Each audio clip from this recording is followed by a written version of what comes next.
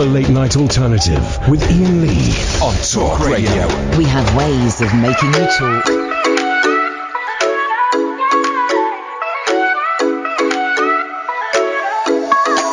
A man walks down the street, he says, why am I soft in the middle now? Why am I soft in the middle? The rest of my life is so hard. I need a photo opportunity. I want a shot at redemption. Don't wanna end up a cartoon in the cartoon graveyard. Bone digger, ducks in the moonlight. Far away, my well-lit door. Mr. Beer Belly, get these moths away from me. You know, I don't find the stuff amusing anymore. If you be my bodyguard, I can be your long-lost pal. I can call you Betty. And Betty, when you call me, you can call me out.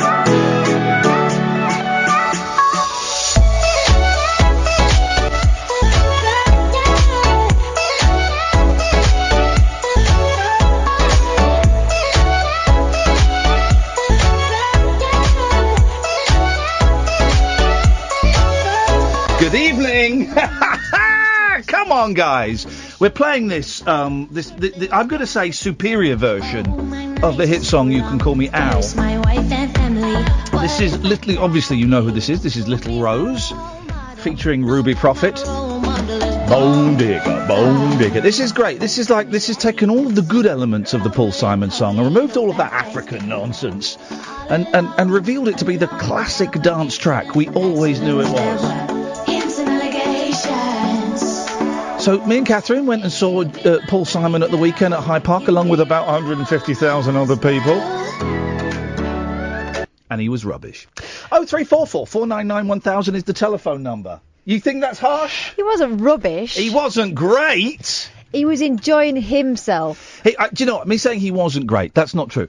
He had moments of greatness in the set, moments of great beauty, of enlightenment, of joy, of nostalgia, of harmony, of magic. Of playing a song the way people would recognise it. He did a reggae version of Bridge Over Troubled Waters.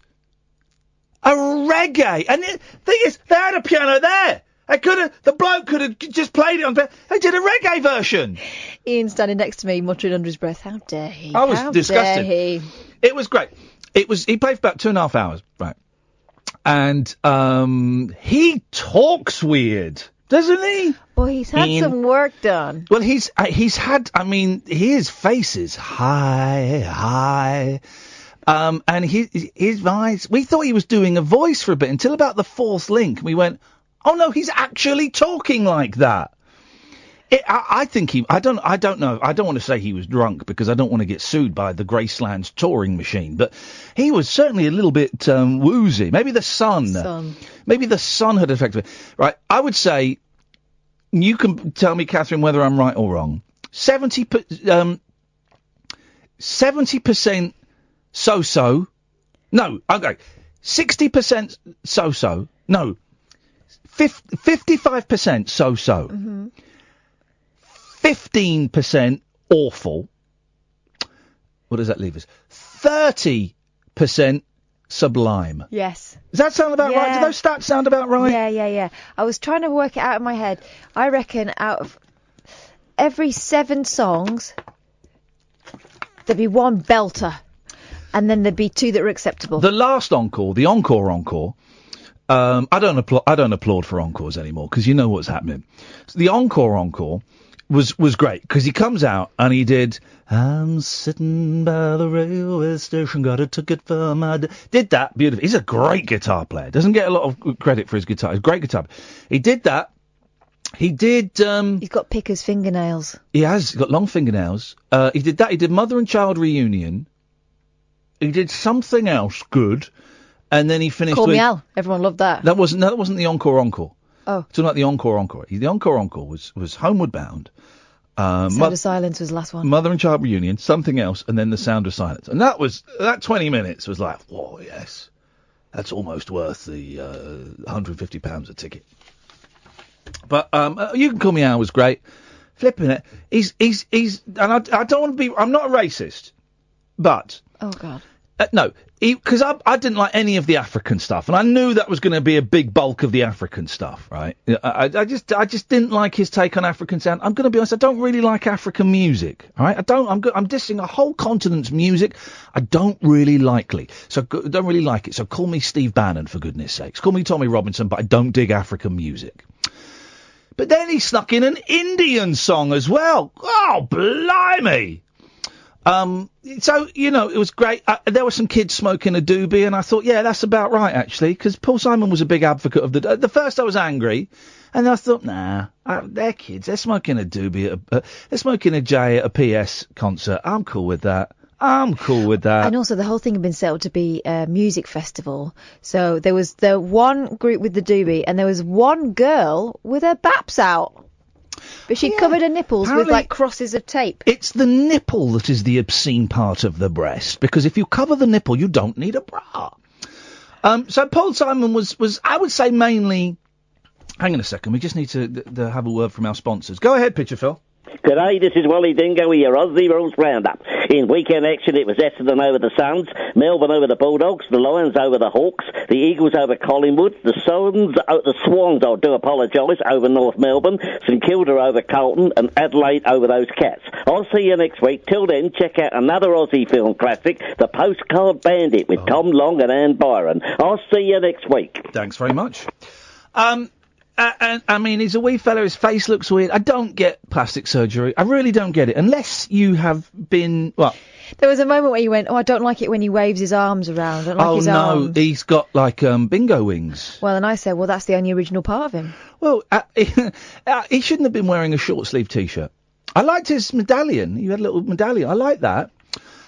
He talked funny, his face looked funny, he sang a load of crappy songs. His eyebrows were strange. His eyebrows were very, very strange.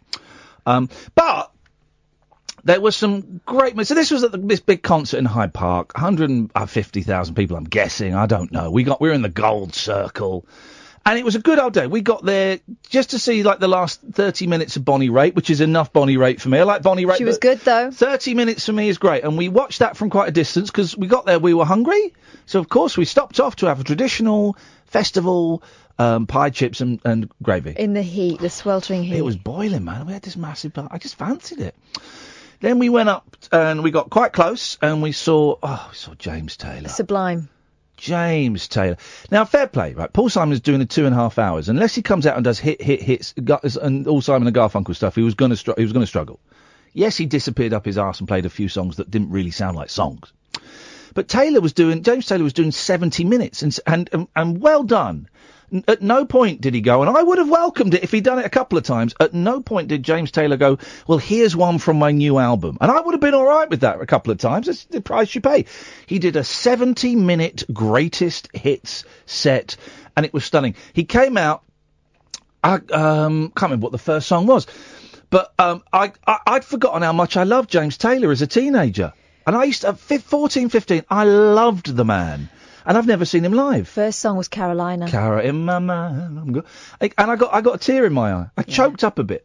And I tell you what was great. And the third song was You've Got a Friend. I'm thinking, flipping heck, he's dropping You've Got a Friend at number 3. And there was a bit about halfway through, 3/4 of the way through, he sang Sweet Baby James. Oh, what a song. What a song. And I tell you what was beautiful, right? And so he was doing Sweet Baby James.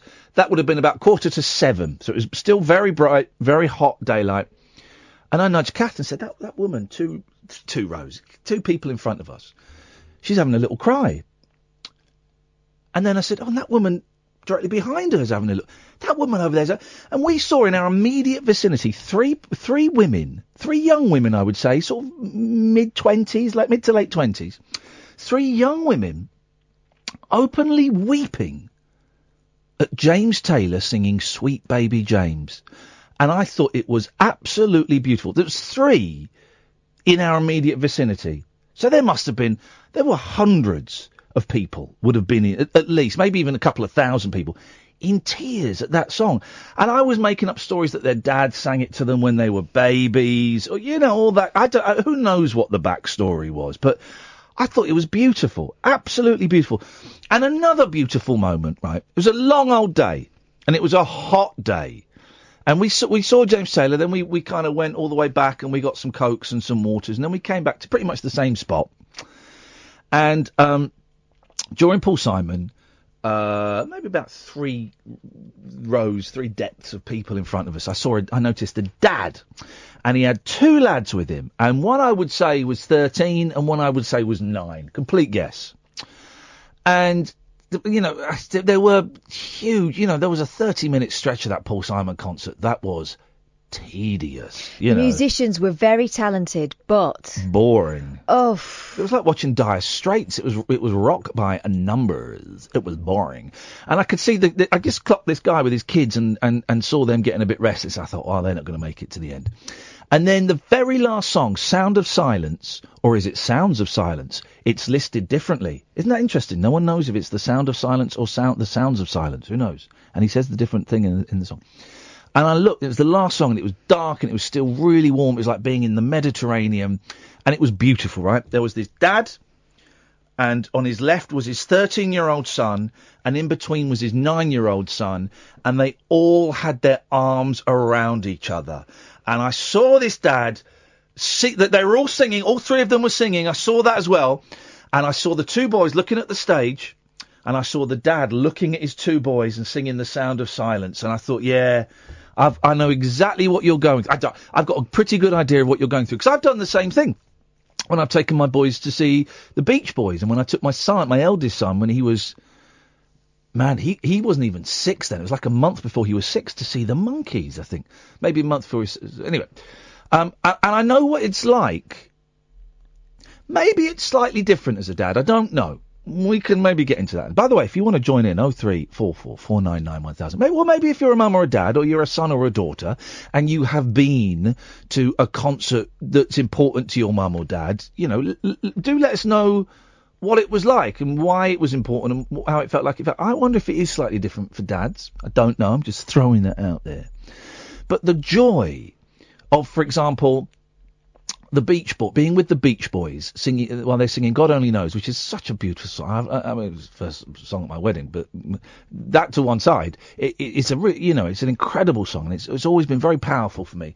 And hearing them singing that, and it's the point of having physical contact with the boys. They were in different seats, but I made sure I was touching one boy on the leg and I had one boy on the shoulder. It's the physical contact while that. A good song, it's like someone casting a spell on stage. They're casting a spell on stage, and for 2.5, 3 minutes, they've created this bubble that 5,000, or Sweet Baby James, 150,000 people can all share this bubble at the same moment. And it's magic, man. You can feel magic passing between yourself and suddenly I was 13 years old listening to God Only Knows for the first time, and I was thinking about my marriage, and I was 25, and I was travelling through time, and I had the 2 most important people with me. We were all sharing this experience. Or when Good Vibrations played, or when I was with my eldest and he fell asleep, but they were singing Daydream Believer, and Mickey Dolenz was singing it to my son, even though he was asleep, and I was holding him. Magic. And I saw that with that dad. I thought it was absolutely beautiful. That dad with his 2 boys, arms all in a line, tightly around each other, singing The Sound of Silence. It was great, wasn't it? Who won, though? Taylor or Simon? Taylor, yes. Easy, no competition. Hands down, it was Taylor. It was beautiful. He was charming. He was engaged with the audience. I got the feeling that Paul Simon's mind was wandering half the time. Well, and luckily no one had snuck backstage to wave a little bit of Lady Brown underneath James Taylor's nose, because I know it's 45 years, but man alive, she is a wicked temptress, and I just don't know how he would. Both great voices. James Taylor, he was still getting I wonder if they changed the keys of their songs. I know McCartney doesn't, but sometimes older people just go a couple of keys lower down, so they could, I don't know. It sounded like the records to me. James Taylor had an old man voice. I suspect there are new teeth in there somewhere, because it kind of had that sort of lippy element. But his voice was incredible, wasn't it? And I thought Paul Simon's, after sort of song 3 or 4, when he'd warmed up it, the first couple I thought, This is going to be a little bit ropey. His voice is great. Song 3 or 4. It was up there, man. It was totally up there. Incredible scenes. Incredible. A few people came and said hello to me, and a few people didn't, but just pointed at me rudely, up yours. Someone pointed at me and went, Richard. I said, no, he's in a coma. I'm someone else.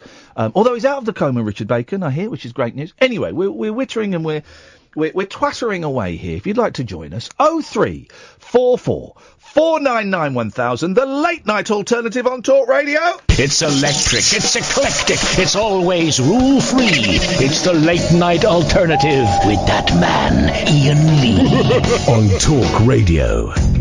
So we've titled tonight's Periscope stream, Steve Bannon felates himself. Now, Steve Bannon is a white supremacist, racist, and arsehole.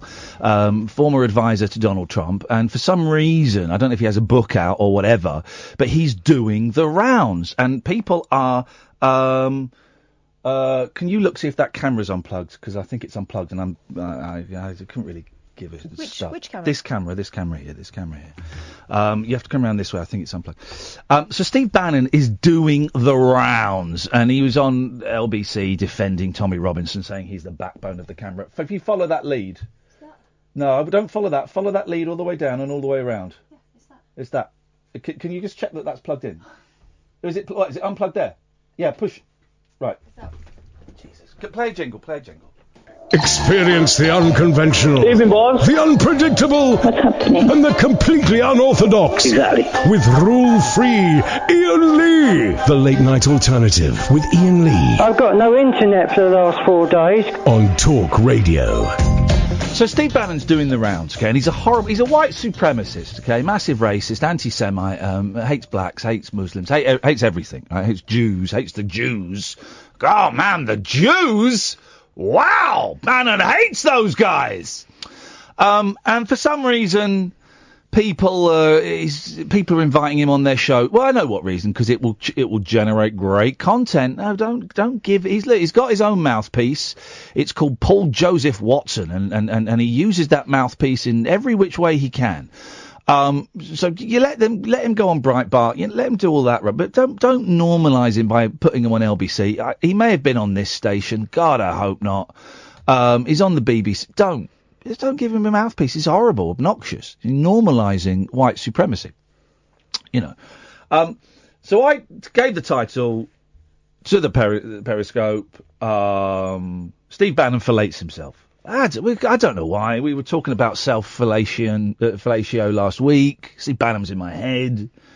I just put it in. It doesn't mean anything. It's not a joke. Not really a joke. It's meaningless. Dan Shepherd at the Cartel in capitals because he's shouting it. You should stick to being in the jungle, Ian. Politics isn't your thing. That's in relation to Steve Bannon felates himself.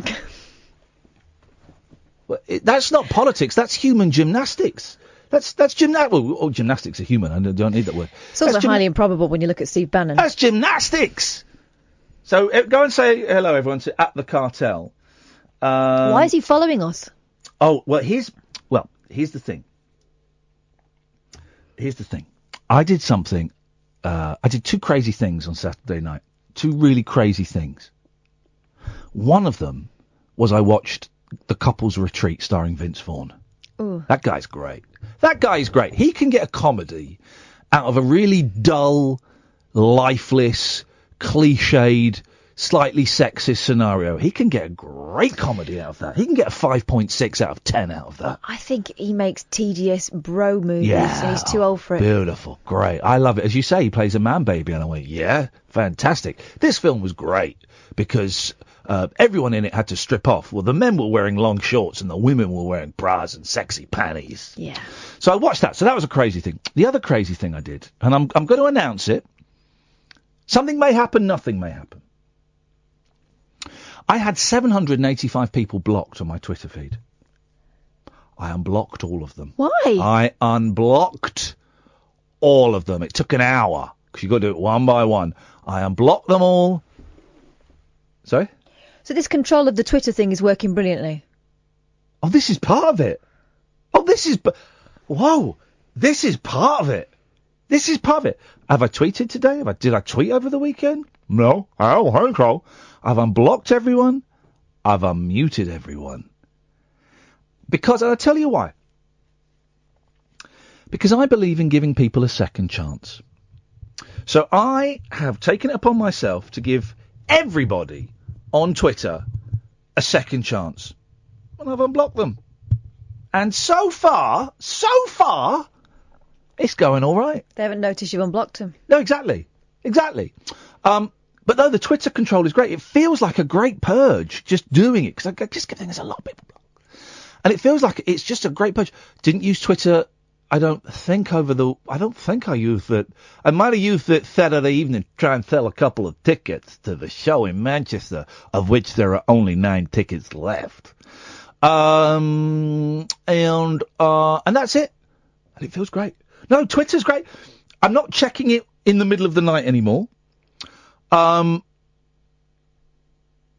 other day I was out, because I haven't got Twitter on my phone anymore. So the other day I went out and I came back, and normally I check Twitter. And I didn't check it. I went back out again a couple of hours later and didn't check it. This is great, man. I'm free of the beast. Okay, now this is the moment where you got to watch it. What's it? What do they call it? The pink cloud? I'm not pink clouding. No, it's great, and it's making me more productive and so much more focused with my kids. Oh man, the focus with my kids is great. We went out. Saturday was a tough old day, as you know, because I sent you a series of WhatsApp messages, Catherine, saying, I'm having a breakdown. I'm in my car in floods of tears. I want to kill someone, and I'm having a breakdown. But then I recovered from that, and I took the kids out to see a nice play based on a Jacqueline Wilson story, at the Polka Theatre in Wimbledon, which is a great theatre for kids and for adults. Great theatre, lovely story for kids, but it had me in pieces at the end. We went out and I was there with them the whole time. It was Sue Bloomin' Perb. Yesterday, when we were at the concert, hardly checked my phone at all. It was incredible. Freeing. Love it. More present. I was able to irritate you intensely, yeah, more often. Here's the thing. 0344 499 1000. We only had one call then and they dropped off. Could be a slow night. I'm absolutely cool with that. Here's the thing. There were loads of people. It's in Hyde Park, right? And the gold circle, you pay a bit more and you get up a bit closer, but you don't get as close as platinum. And there were people that had like picnic blankets out. Like one person was sat on a picnic blanket that would have easily sat 4, right? But lying down before the concert started. And then when the concert started, they stood up on their picnic blanket, but they still left it there. And people respected that I wouldn't have respected that space. There were loads of them out. Now, bearing in mind the rules, I mean, we abided by the rules. Yeah. It said you weren't allowed to take any food in. It said no chairs. People were on chairs. Outrageous behaviour. Let us go to Wasim. Good evening, Wasim. Good evening, Ian. Yes, what do you want? We're going to talk about the sugar tax and politics, but instead I want to talk about something. I had a dream last night about your show, mate. Okay. Yeah, and it's really strange because your show got taken over by Mo. Okay. Here's the thing. Just keep speaking. Unless there's a question that I have to answer. This is a tip for all. This isn't just having a go at you, Wasim. This is a tip for everyone. Just keep speaking. And if there's a point that I feel like interjecting, I will. Or if there's a question, then that's great. Cool. But otherwise, don't do a sentence, then wait for me to go, uh-huh. Just speak. Here we go. Yeah, so basically I had a dream that Mo took over his show for the day. Well, he didn't take over, but I think he gave him an opportunity. And he was being produced by Ken. And they put on Bon Jovi, Like a Prayer. Uh-huh. Yeah, so I just thought I'd share that with you. But you didn't have that dream, though. You just made it up. No, I did have a dream. Swear on your life you had that dream. I swear on my life. My life's not really worth much anyway, so... Okay, well, in that case... but you wanted to talk about the sugar tax. Can I just say something? There is nothing, right? nothing more boring than someone else's dream. Just look at Martin Luther King. That's a joke. There is nothing more boring. That was a good dream. There is nothing more boring than someone else's dream. Whenever someone says, "Oh man, I've got to tell you about this dream I had last night," it's like, Jesus, no, you don't. Because, all right, so you were asleep, and in your sleep state, where anything is possible, some weird things happen. Well, I don't, unless you're a hot lady, or you know what, maybe even a hot guy, saying, "Oh, we had a sexy dream, and it's got me thinking maybe we should go and have a sexy time." I'm not, even then I'm not really that interested. Just don't tell me your dreams. No one should tell you. Catherine, do you want to hear my dreams? No, of course not. You're my best mate.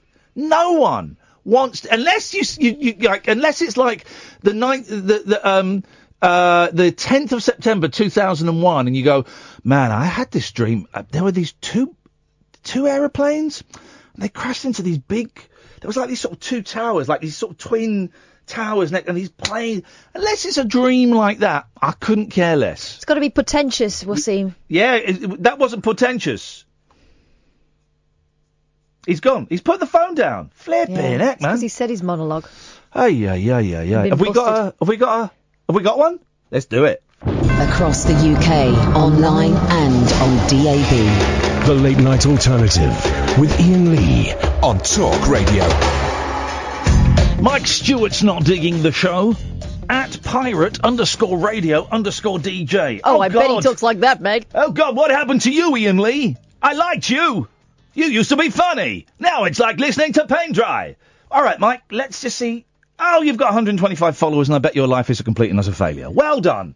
Keep going, Mike. Keep smiling. Keep on working, Mike. Keep on keeping on.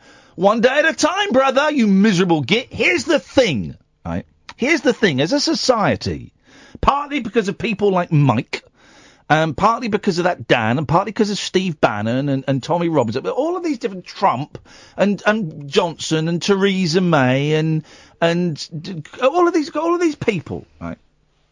All of these people. 0344 499 1000. Wasim, what do you want, man? You can't just keep coming and going.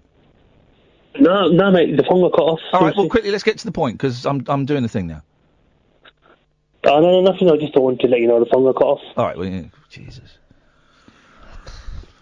Ah, man. By the way, can I just clarify the rule, Catherine, because you're guilty of breaking this rule.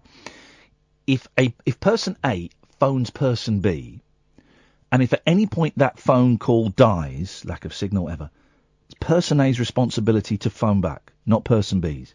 Because what happens is, person A, let's call him Ian, phones up person B, Catherine, and then the phone conversation dies. So then person A follows the rules to rephone person B, but person B has taken it upon herself to phone person A. Catherine is phoning Ian. And what that means is we both go to voicemail. So there's like 2 minutes I'm going, come on. I promise, from now on, never to call you. Perfect. I can work with that. I can work with those stats. 0344 499 1000. Because of people like that, right, it has become acceptable to be meaner and to be nastier, right? It's acceptable to be nasty, horrid, and mean to people. Now, Twitter, we'll talk about what happened to you on Friday in a minute, Catherine, because this is incredible, right? But Twitter, okay, first of all, I would say the first kind of online thing were online forums where people could sign up under an assumed name. And this was in the 90s, about 96, 97. Chat rooms and online forums, right? Where people could sign up under an assumed name, you know, Thor69, whatever, and go and slag off someone famous, or in the chat rooms, just pick on someone. Find someone in the chat room and you pick on them and you destroy them, right? And it's kind of grown, and Twitter is a distillation of chat rooms and of internet forums. And it's now the perfect medium for being mean. It's a mean-dium, right? Because you can be listening to, let's say you listen to a radio show, and instantly you can send a message to the presenter of the show, the co-host of the show, the producer of the show, the technical operator of the show, the boss of the station's boss's boss, the agent of it. You can send a tweet and include all those people in and go, this is crap, and I hate you all and I want you to die, You can do that instantly, without any thought. It takes you 20 seconds to type that. It's gone. It's out in space. It's gone. The person that sent it is gone. They're on to the next thing, right? But that 20 seconds to write that can be sent to, let's say, 6 people, right? All of those 6 people are going to have a different emotional response to that. I tend to, I don't so much at the moment, which is great, but I have on occasion taken these things very, very much to heart. I know that sometimes you do, Catherine. You know, it's like, being the tough nut. Sometimes if you're a little bit wobbly, they get you. They just go around the ribs and go straight into the heart. My boss tends to laugh them off. I'm sure his boss doesn't even give, but everyone has a slightly different emotional reaction to it. And you can say anything. Nadia, the Bake Off. Was it Bake Off? Yeah. Bake Off winner. Who I follow on Twitter. She never made me that strawberry flan, but it doesn't matter. I follow her on Twitter, and we kind of texted each other for a bit. We don't now. I sent the last one. And she's got a new series starting tonight, right, on the TV. Not my cup of tea. I probably won't watch it, but it's nice for her. Good for her. She seems like a very, very nice person from what I can gather. Delightful human being. Suffers from anxiety massively. Has panic attacks. Jack, stay there. I'll come to you in a minute. Loads of people going, why has a Muslim woman got a cookery show? Wow. Did you see these tweets? Someone tweeted Ian Dale from LBC. I saw that. Why do you think this Muslim woman has got a show when there are plenty of other good cooks out there that haven't got shows? So, quite apart from the fact that she is by far the most charming of the Bake Off contestants of recent times, and she's approachable, and she's pretty. I mean, she's very pretty and talented. Yeah. What else do you want us to say? Oh, I know exactly what you want us to say. Because she's a bloody Muslim and it's political correctness gone man. Ian Dale wrote a great reply. I do like Ian Dale. I disagree with him quite a bit on politics, but I like him. He's always been very charming to me. He wrote something along the lines of, I don't know, maybe it's because she was engaging and warm and people really took to her. I'm looking forward to watching it. And she gets this stuff all the time. You don't know her. I don't know her. From people who think that they've got the hot take and they're the first person to point this stuff out. And what's great about her is she'll engage with them very calmly, very rationally. Yeah. She'll engage with them. And she said to this person, would you have sent that to a white man? Or so she engaged with them. So open Islamophobia is acceptable. Homophobia is acceptable again. There's lots of... I saw a little thing about this online. There's lots of memes of Putin and Trump being gay for each other. Well, that's homophobia. That's saying that two blokes, and of course, we can all guess at what their relationship is. A lot of people think it's a relationship based on corruption and control, but to suggest that is any way homoerotic, that's kind of homophobic. Say these two blokes have got a weird relationship. They must be bent. That's what that is. And the number of women, people, the abuse I got just for crying on TV. Oh well, whatever. The number of women that get sent dick pics and I'm going to rape you, bitch. We had a call on the show last Thursday from someone who I suspect was quite high on prescribed painkillers. I think it was Thursday. And some of you heard it. Some of you heard the uncensored call on YouTube. And he phoned up to thank me and Catherine for helping him through a tough time and through a tough winter and all of that.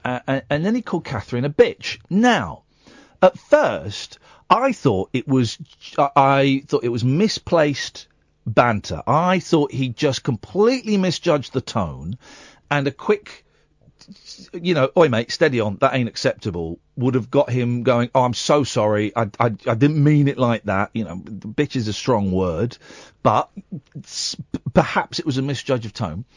And so I did. I kind of was taken aback, and I gave him the benefit of the doubt. I said, whoa, mate, steady on. Come on, that's my best mate you're talking about. Let's just, maybe you want to apologise. And he said, no, I don't want to apologise. I stick by that. So what I did was I told him to F off, and then I pressed the dump button and we got rid of him. But the fact that he was so easily prepared to phone up a radio station and say to a woman he'd never met, you're a bitch, right? And that is a strong word, and it can be oh, you're such a bitch. You know, it can be kind of a slightly frothy, throwaway word, but in that context, he might as well have said the C word. You know, you're right. It was loaded with anger. I don't think it is a throwaway word when it's used against a woman you don't know. No, thank you. Okay, no, I take that on board completely. I do take that on board completely. But I was shocked by it, and afterwards, I know we were messaging each other after. I felt bad that I had given him the benefit of the doubt and had given him an opportunity. But that must have been horrible. I know it upset you. It did. It got you on a wobble. It did, because it was just so shocking, like that level of aggression from someone who, up to that point, seemed like he was going for gratitude. I mean, No. And also, I know I don't deserve that. I know I don't deserve that. No, not at all. And I haven't. It just puzzles me why some people feel that they can say the first thing that comes to their mind because they're just being themselves, just being honest. Actually, it's bloody rude. And sorry to interrupt. Do you want to say something else? No, but I also think cowardly targeting a woman. Yeah.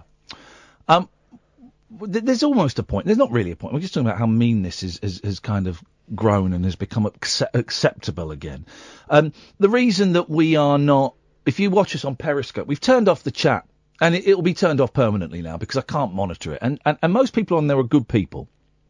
But there were a couple, someone called, again, no one's using their real names, none the wiser. There's this Onion character who used to email me at the start, and when it was quite charming, charming little bit of fun at the very, very start. And I've had a few emails with this person about a year ago. But they were laughing at the bitch and going, yeah, she is a bit. They were kind of supportive. So, supporting that comment. So because of that, we've just shut down the chat on the Periscope. If you want to chat, go to the YouTube channel. There is a small minority of people who will say that they've been following you for years in particular, who've got a real bee in their bonnet about me. Yep. And just voice it all the time because they feel I think there's a strong element of jealousy in there. Yeah, yeah. But what they don't realise is this is our show.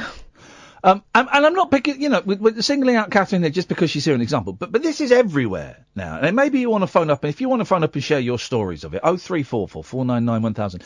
This meanness that is kind of pervading everywhere. Meanness bordering on and sometimes crossing over into actual nastiness, misogyny, homophobia, racism, Islamophobia, all kinds of things, because we're just speaking our mind.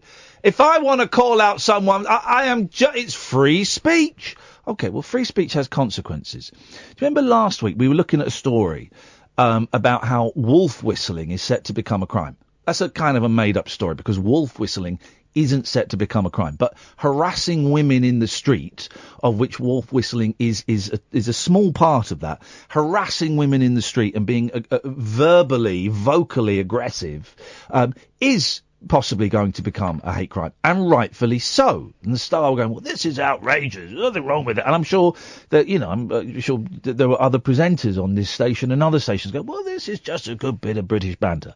But I'm going to ask Katherine to tell us what happened to her on her way home on Friday, right?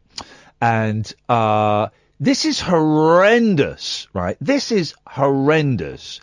And I genuinely think that's the next step up from wolf whistling. This was on the way home. Yeah, so it's like 1:30 in the I'm driving through London, part of London I'm not familiar with because there have been diversions in place. So I'm desperately trying to work out where it was.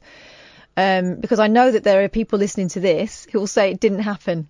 So I want to give you as many specifics as possible. But I know that I'd driven down Marylebone Road and I'd taken a left off there, and I was at some lights. And I think it was the lights that you turn right onto and you end up going down towards St John's Wood, that kind of way. So, there's not very many people on the road at that time. I stick a podcast on or I listen to the radio on the way home and, and just try and decompress from the show. So I'm driving home. I've been driving for about half an hour, stop at these lights, and I become aware of this other car. I drive a Mini and there was another Mini next to me. and they were honking their horn, and they were really close. And you get that feeling, that kind of sixth sense that someone's trying to... trying to attract your attention. It's the beep in the horn. You could tell they were looking at me. Yeah, and I think there were two guys in there, but there was the driver was the main one, because he was hanging out of the window. I was trying to ignore them, but I was just really conscious that they were closer than just being in the car, right? So... I mean, at 1:30, what could they possibly tell me? First of all, I checked my lights were on and everything, and it wasn't anything that I needed to know from them safety-wise, but I just thought they're being idiots. So I ignored them, and they kept on honking, and then I kind of looked across and saw that there was two guys there, and thought, right, yeah, they are being dicks. And then they pulled across in front of my car. Wow. So that their car was not quite blocking me, but... bear in mind the lights are red at this point.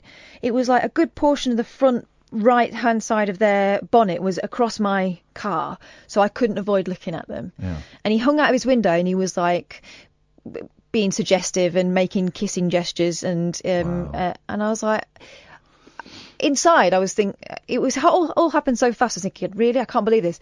And I kind of looked at him wearily and went, come on, mate. Yeah. Just then the lights changed. I had to drive around him because he wasn't moving. I had to drive around him to get away. At which point I'm looking in the mirror to make sure he's not following me, because then that's the next thing, isn't it? They start following me. What do? You can go drive to a police station, I guess. Yeah. When you said to me, I told you about it afterwards, and you said to me, oh, did you get a picture? And it was like, at that point, they were so close to me both times, I couldn't have got a plate anyway. No, of course not. Because it would and have also, in that moment where my hands are off the wheel getting a photo, they could get out of the car. Oh, no, exactly. And you did the right thing. But I was just thinking, it would be so delicious to have put that number plate online and found out who those arseholes were. I wish. But I also think you were really upset by it. It was one of those moments where, as I drove away, I thought, did I do the right thing? They could do that to someone else. What if it hadn't been me? I mean, I kind of acted cool, even though inside I was panicking a little bit. I wasn't panicking, but it was that moment where, you feel the rage bubbling. Yeah. Oh, God. But I kept it cool and sort of acted like, come on, mate, don't be ridiculous.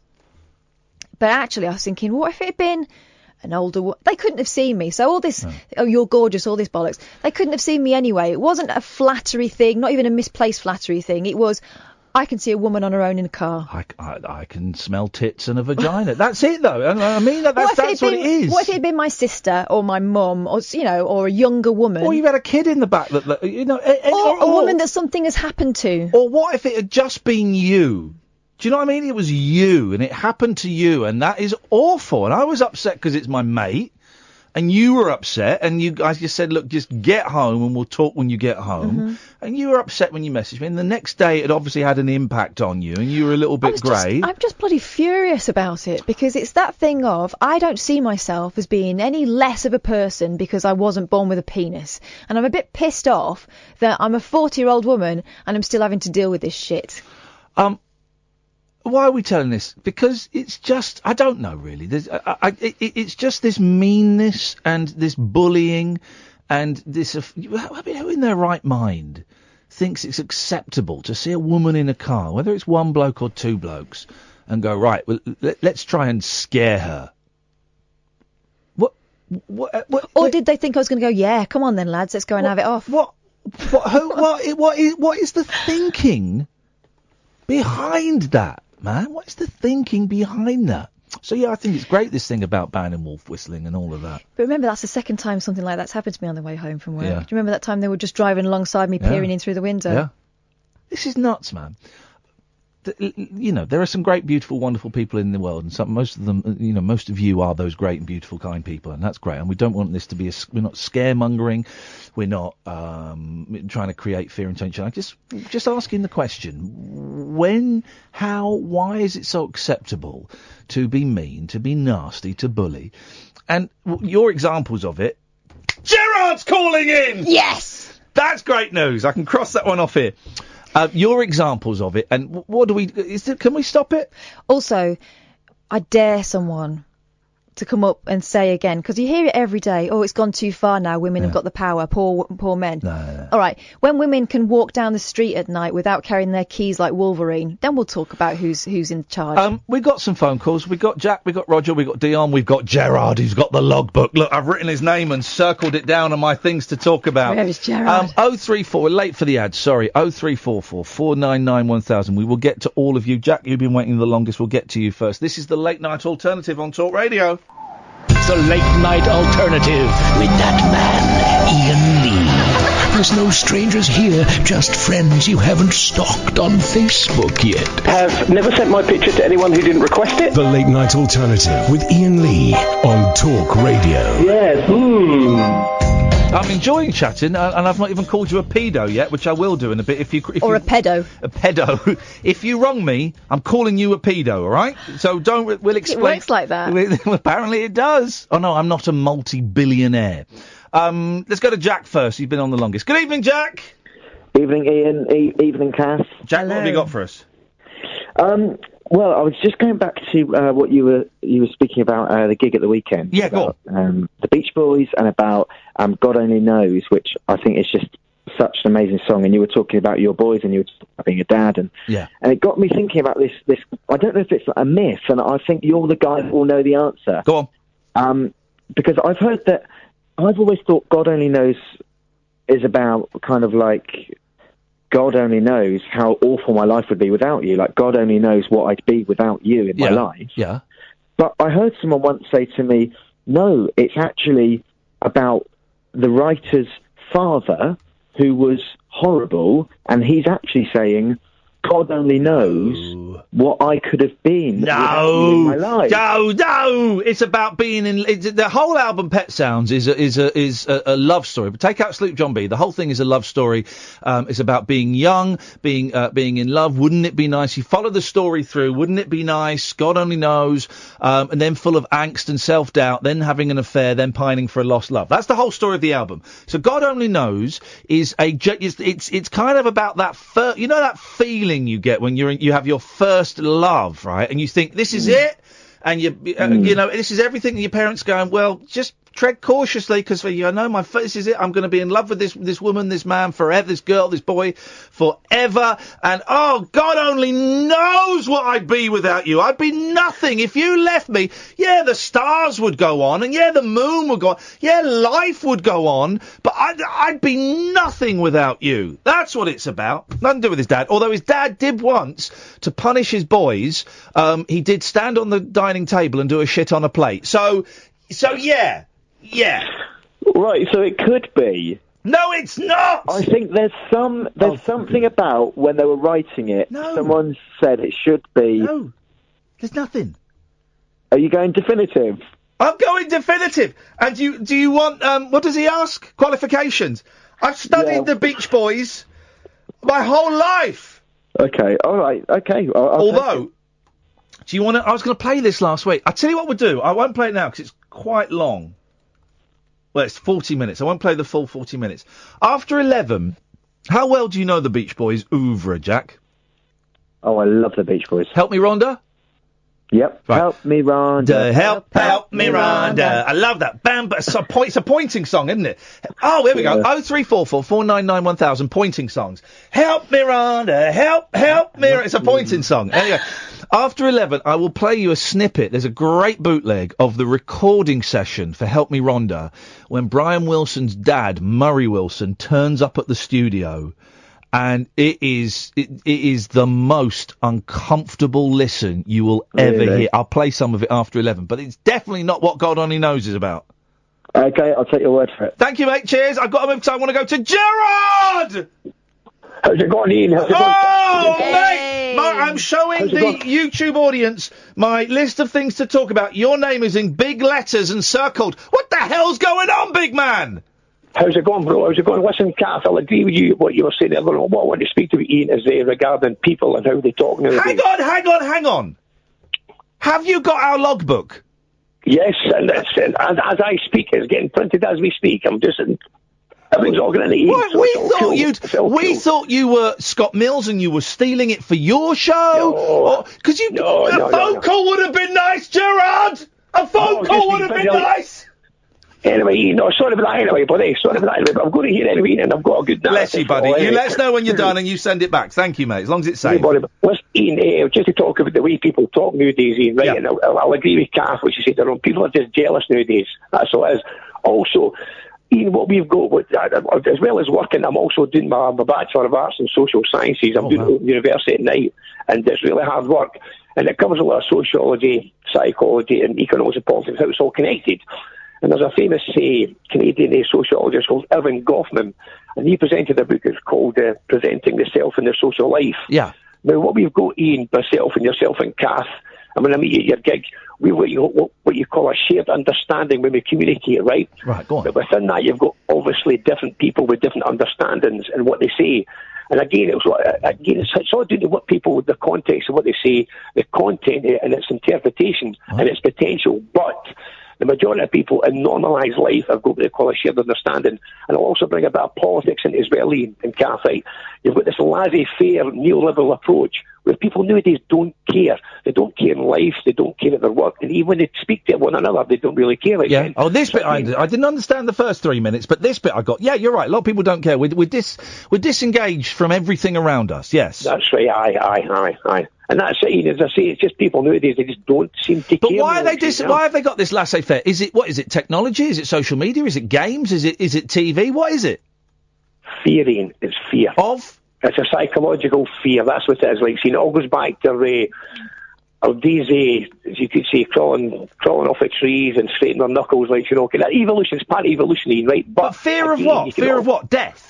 Nothing. Ian, it's nothing. It's a fear of nothing, like, because again, it goes back to our hunter-gatherer days. What's that around the corner? What's this? What's that? Like, so all these sort of things they're really connected, Ian, for the psychological, the evolutionary psychology as well as the social, like, Yeah. So you can see why it's all connected. But I can see nowadays, Ian, more and more people have got that distasteful and disconnected way of talking, like, seeing, Yeah. Oh, yeah. Definitely.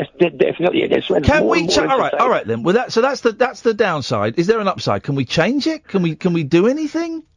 We're still evolving, Ian. That's what it is. We're still evolving, and we'll go through a sort of space and a time where we'll come off that and go back to what we used to call normal way of talking, like, and communicating and interacting face-to-face interaction, Yeah. So, excuse me for voice, what a bit of sore throat than really saying. But no, that's what it is, Ian. Right. It's present itself in the social life, and it's all stage managed, Ian. You've got the front end, the back end, and when we talk to people, it's basically all stage, like, But again, basically, it's all due to theory, and it's an evolutionary connection to when we're in our past, and it's all part of that connection, like, to the psychological side of things, Gerard, it's good to talk to you, man. I'm glad you're alive and well, and we'll speak to you again soon, brother.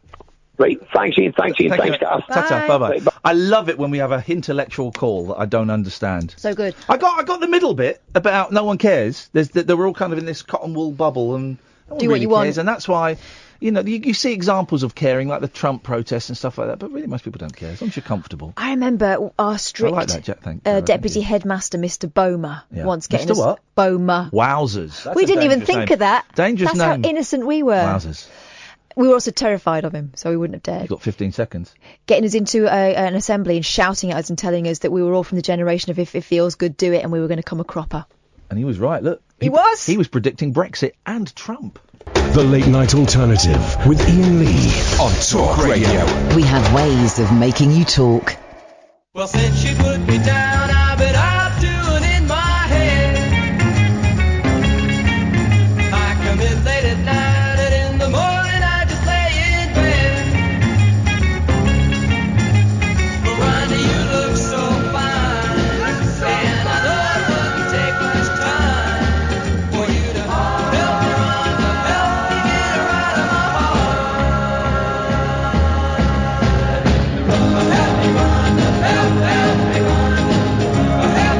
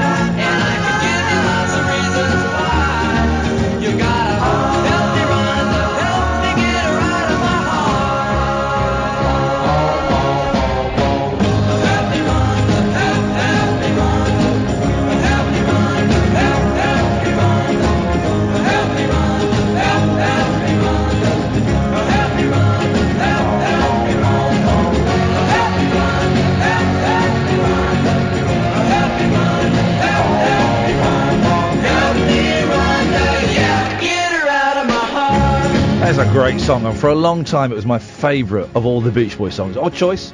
First single that Al Jardine sang on, possibly the first song he sang lead vocals on, I can't quite remember.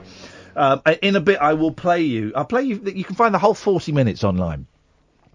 I'll play you about 5 minutes or so of Murry Wilson, the Beach Boys' dad, who used to be their manager until they fired him. He got his own back, though. He sold the entire Beach Boys catalogue in 1969 for $700,000 without telling them.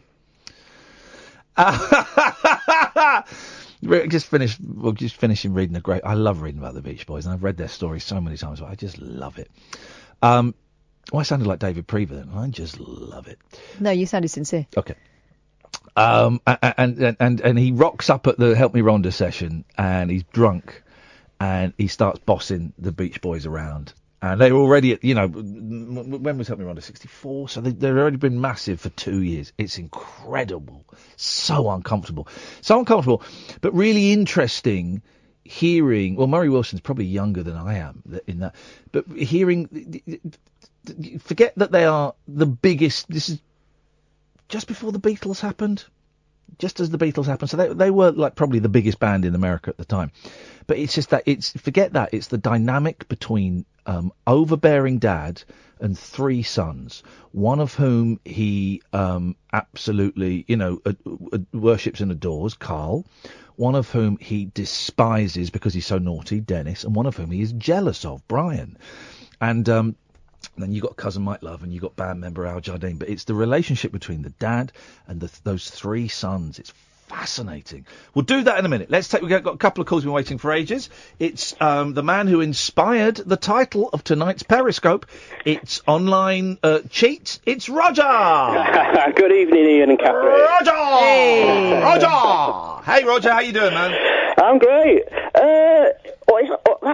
What happened to Katherine is awful. Isn't it? Awful. But it ties into the Twitter as well, because there are it's a minority, but there are a sizable minority of dicks. Yeah. And they're always the most vocal, the most self-confident. So a lot of the time they think they're brilliant, and they're not. They're idiots. But here's the thing. Wouldn't it be lovely if Twitter went, you know what, this experiment we've been doing for the past 10 years, not really worked out, and it's created hate. So we're closing. Thanks very much. Bye. Wouldn't that be? I mean, of course they never will, but wouldn't that be amazing? I love Twitter, to be honest. It has its downsides, but I suppose being higher profile, that's where you see the abuse. I don't think it is. I think, well, possibly being higher profile, possibly being woman, possibly being Muslim, possibly being openly gay or bisexual or transgender. All of these, hey, listen, I get the fact I'm a white, middle-aged, heterosexual, middle-class man. I get it, right? I get it. I've got all the privilege. But there are so many people, including friends of mine, who have received abuse just because they've got a vagina and not a dick. That's not good. And it's you'll get told that you're a minger, or you'll get told that you're up yourself, or you're a slag. Yeah, that's another one. I mean, it's just, these are people, and sometimes you look at their profile and it's like, happily married dad of 3, or I love my daughters. You think, right, well, someone's going to talk to them like that one day, and you ain't going to like it. They've all got profiles like that. Yeah. I know, it's just, that's one of the reasons why I don't have my own picture as my avatar, because as Ian shockingly outed me on Friday as partially sighted. It's no secret, it's in my Twitter profile. And years ago I used to use online forums and chat sites and stuff, and I had a picture up, and I got so much abuse because of the way my eyes look. It's like a playground, isn't it? Yeah, if I post a picture of myself on Twitter, I'm wearing sunglasses. I've been abused on the street because of the way my eyes look. Wow. Really? I'm saying really as I don't believe it. No, of course I believe it, because I've heard loads of stories about it. Yeah, of course I believe it. And I think there is an atmosphere these days, because we're sort of post-Trump and all this Bannon and all these characters who are getting paid to say what they think, and everyone thinks it's, or a sizable minority think that it's laudable to be, a character and to say and be outrageous, right? And I think now we're living in an atmosphere of that being more not acceptable, but people feel more entitled to be able to express themselves like that. Who was the woman? There was a woman. I'm trying to find the story. There's a woman. The story I saw online last week, and it was a I think it was a celebrity. Someone will know better. A celebrity woman in a wheelchair, and she got called like a cripple and shouted abuse as she was crossing the road or something. It was in the papers last week, and I had it down as something to maybe talk about, and I didn't. And it doesn't surprise me in the slightest. And the other thing is, it used to be when I was sort of in my teens, we always used to tell each other, well, it's the older generation, they're not used to change, they'll be the ones that, when they die off, all the homophobia will go with it. Nah, do you know what? There seems to be a trend for young people behaving that way now, and that's the frightening thing. Here we go. I just typed in woman in wheelchair and clicked on story, right? And it's not even the same story. But listen to these two stories have come up in the last month. This is from the 16th of July. Woman in wheelchair assaulted by stranger in Bury St Edmunds. A woman in a wheelchair was subjected to verbal abuse after a man climbed onto her wheelchair in Bury St Edmunds. The man is described as white, age between, and there you go with people who say, well, we don't hear anything if we don't hear the description. It's a white guy, aged between 50 and 60, around 5'10", and of large build. He was wearing a white t-shirt and light-coloured shorts. Right, so that's one story from a couple of days ago. Then we got, where was the other one I just saw? Here we go. Here's another one from 21st of June. Manchester Evening News. Woman in wheelchair punched in the head by thug who tried to steal handbag. Disabled woman in a wheelchair was punched in the head by a thug who tried to steal her handbag. The defenceless victim, who has cerebral palsy... Just take that in for a minute. The defenceless victim, who has cerebral palsy, was brutally attacked on her way home from shopping on Tuesday afternoon. The man snatched hold of her handbag, but the woman, who is in her 30s, bravely fought back. Good for her.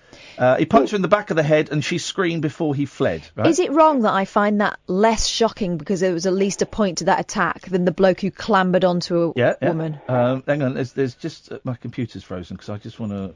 Sometimes it does that when you click on papers, doesn't it?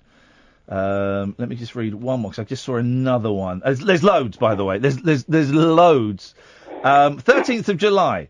These are all from local papers. This is from York Mix. Two men assault woman in wheelchair on York Street.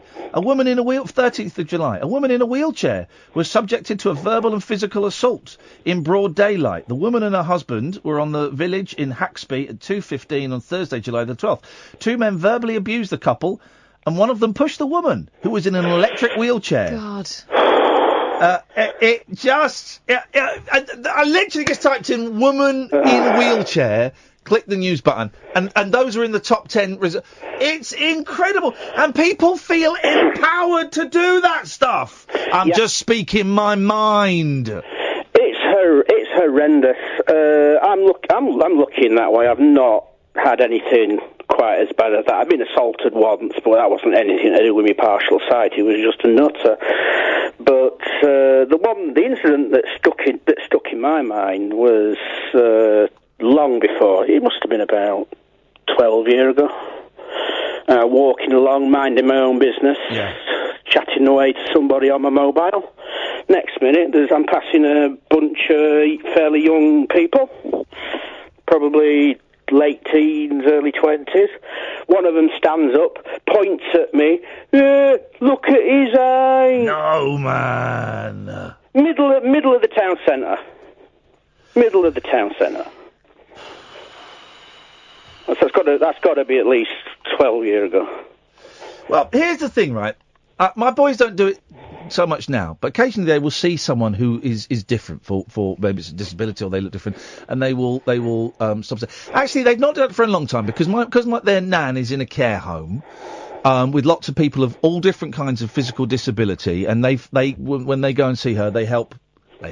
They sit on her lap and drive her electric wheelchair, and they help feed her and all of this stuff. So they're actually kind of used to being around people who look different, in inverted commas, But when they were young, if they would say, why is that, these kids say quite loudly, why does that person look like that?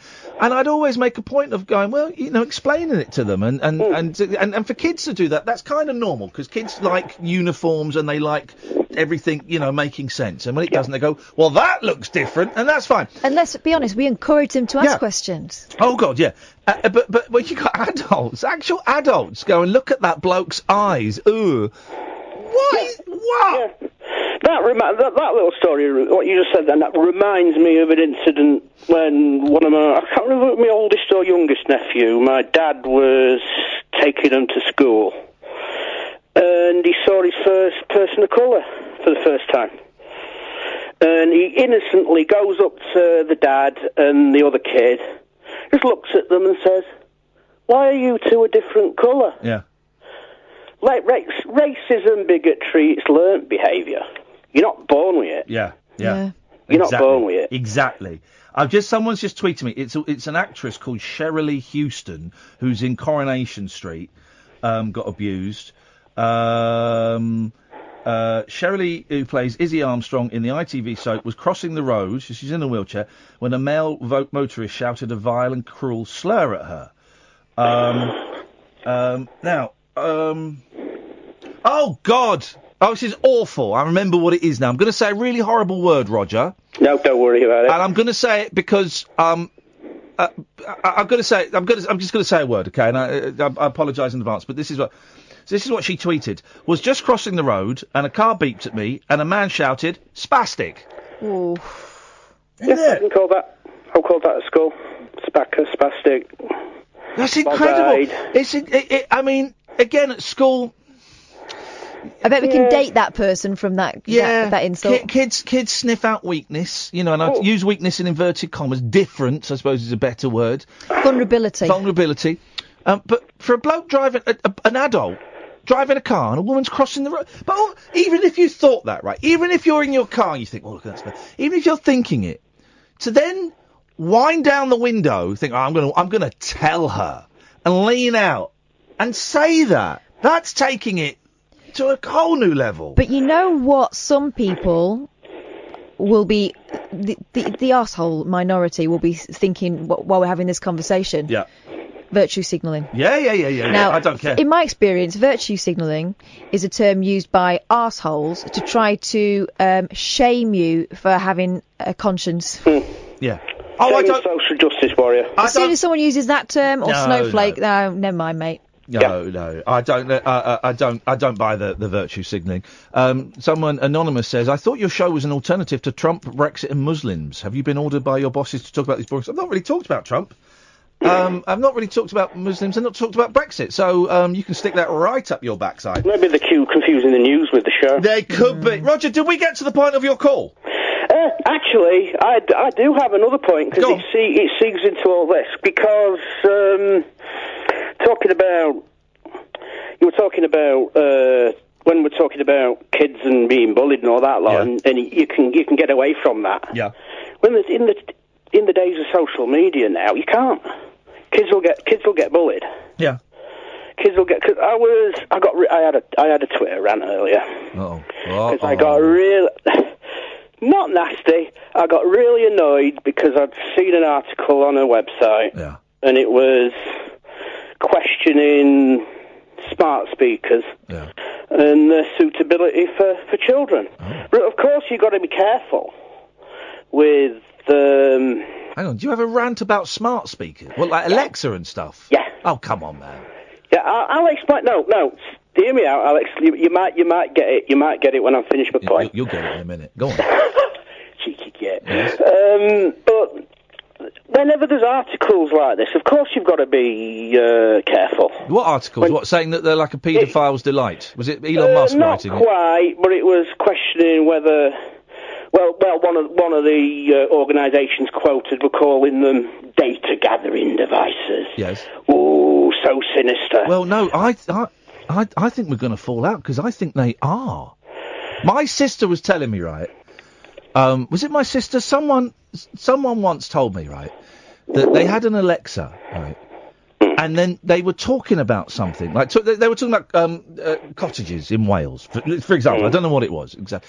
And then the next day, like in Google, there were like loads of adverts for cottages in Wales. Yes, man!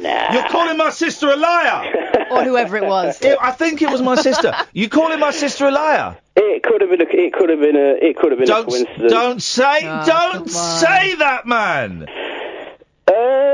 Roger. Well, I don't know what data they're going to get. I don't know what data they're going to get from me apart from radio listening habits. Well, then here you go. But technology. Come on, get to the point, because I'm losing the will to live. Because you're wrong about this. You're wrong about this. No, I love my Alexa for the simple reason I don't have to mess around with buttons, little screens. When I want to listen to the radio upstairs, I just tell it. Okay, well, so hang on a minute. So we should keep these paedophile delight boxes that record our conversations and then try and sell us stuff, so you can listen to this rubbish. Yeah. For goodness sakes, man, get a life, Roger! Get a life and man up! 03444991000, the late night alternative on Talk Radio. Stimulating nightly emissions guaranteed to open your eyes and your mind. Oh my word. The late night alternative with Iain Lee on Talk Radio. 03444991000. Good evening, Tarek. Good evening. How's it going, guys? You all right? It's all right, mate. What have you got for us tonight? Gosh, there's so much I wanted to talk about. Every time you guys mention something, move on to a new topic, I just think, I'd love to say this. But the main reason why I wanted to call up, the original question was, is it getting worse? Yeah. And I don't think it is. I firmly believe that there was always all of the isms, and there were always nasty people. But we are so much better now at capturing images and sharing examples of this happening. And I think the next step would be some sort of justice for the victims.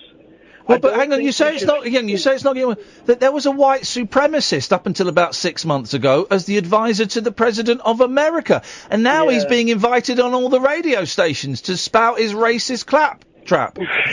Donald is an anomaly, I'd like to think. But Steve Bannon, but his things to come. But his advisor, Steve Bannon, is being given a platform to spout his rubbish everywhere. The number of people that support the racist Tommy Robinson, the racists and the misogynists feel that they are now supported and can come out. They don't have to hide anymore. You don't have to talk about it, behind your hand or in pubs. You can come out now and say, black people are stealing my jobs. And they're defending freedom of speech. Yeah, black people, Muslims are stealing my jobs. You can shout it, and it's fine. The thing is, guys, whether or not I like that it's out in the open and people can point at examples of people who are spreading this crap around. I like that they're not in the shadows controlling things, because once upon a time, your Bannon, who was whispering in the ear of the president. I mean, this is a president who they joke about the last guy in the room is the one who makes policy, and Bannon knew that better than anybody. The fact that we know his name, the reason why he's put on radio shows and the reason why he gets talked about is because of it creates clicks and it creates money. Now, I, as a Muslim, could instantly start bashing Muslims, and I would be brought on to all of these far-right people and go, look at this, look at Muslims are saying it about Muslims. I could make lots of money if I was to haul my morals out. But I don't think that it's a bad thing that we can point to these people now. The next step has to be, how do we stop their poison from affecting what is supposed to be a functioning society?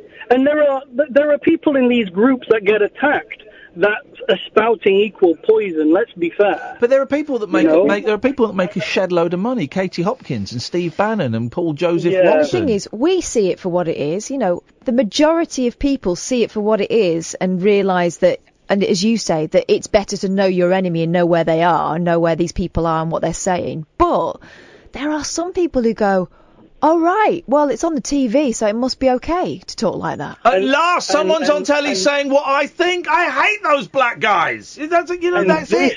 And this then becomes the responsibility of the people who provide platforms, and you can control the people who Come provide on, man. You think LBC is going to step up to their responsibility? You think Talk Radio is going to stand up to their responsibility? I do think that freedom of speech does come with guidelines that what you share has to be based in some sort of fact. I do not like all these opinions. It doesn't have to be based in fact. And also, the only kind of real. I mean, there's no such thing as freedom of speech, but let's not go into that now. But the only kind of real guidelines for coming on the radio and saying stuff, right? Doesn't have to be factual. Doesn't have to be factual at all.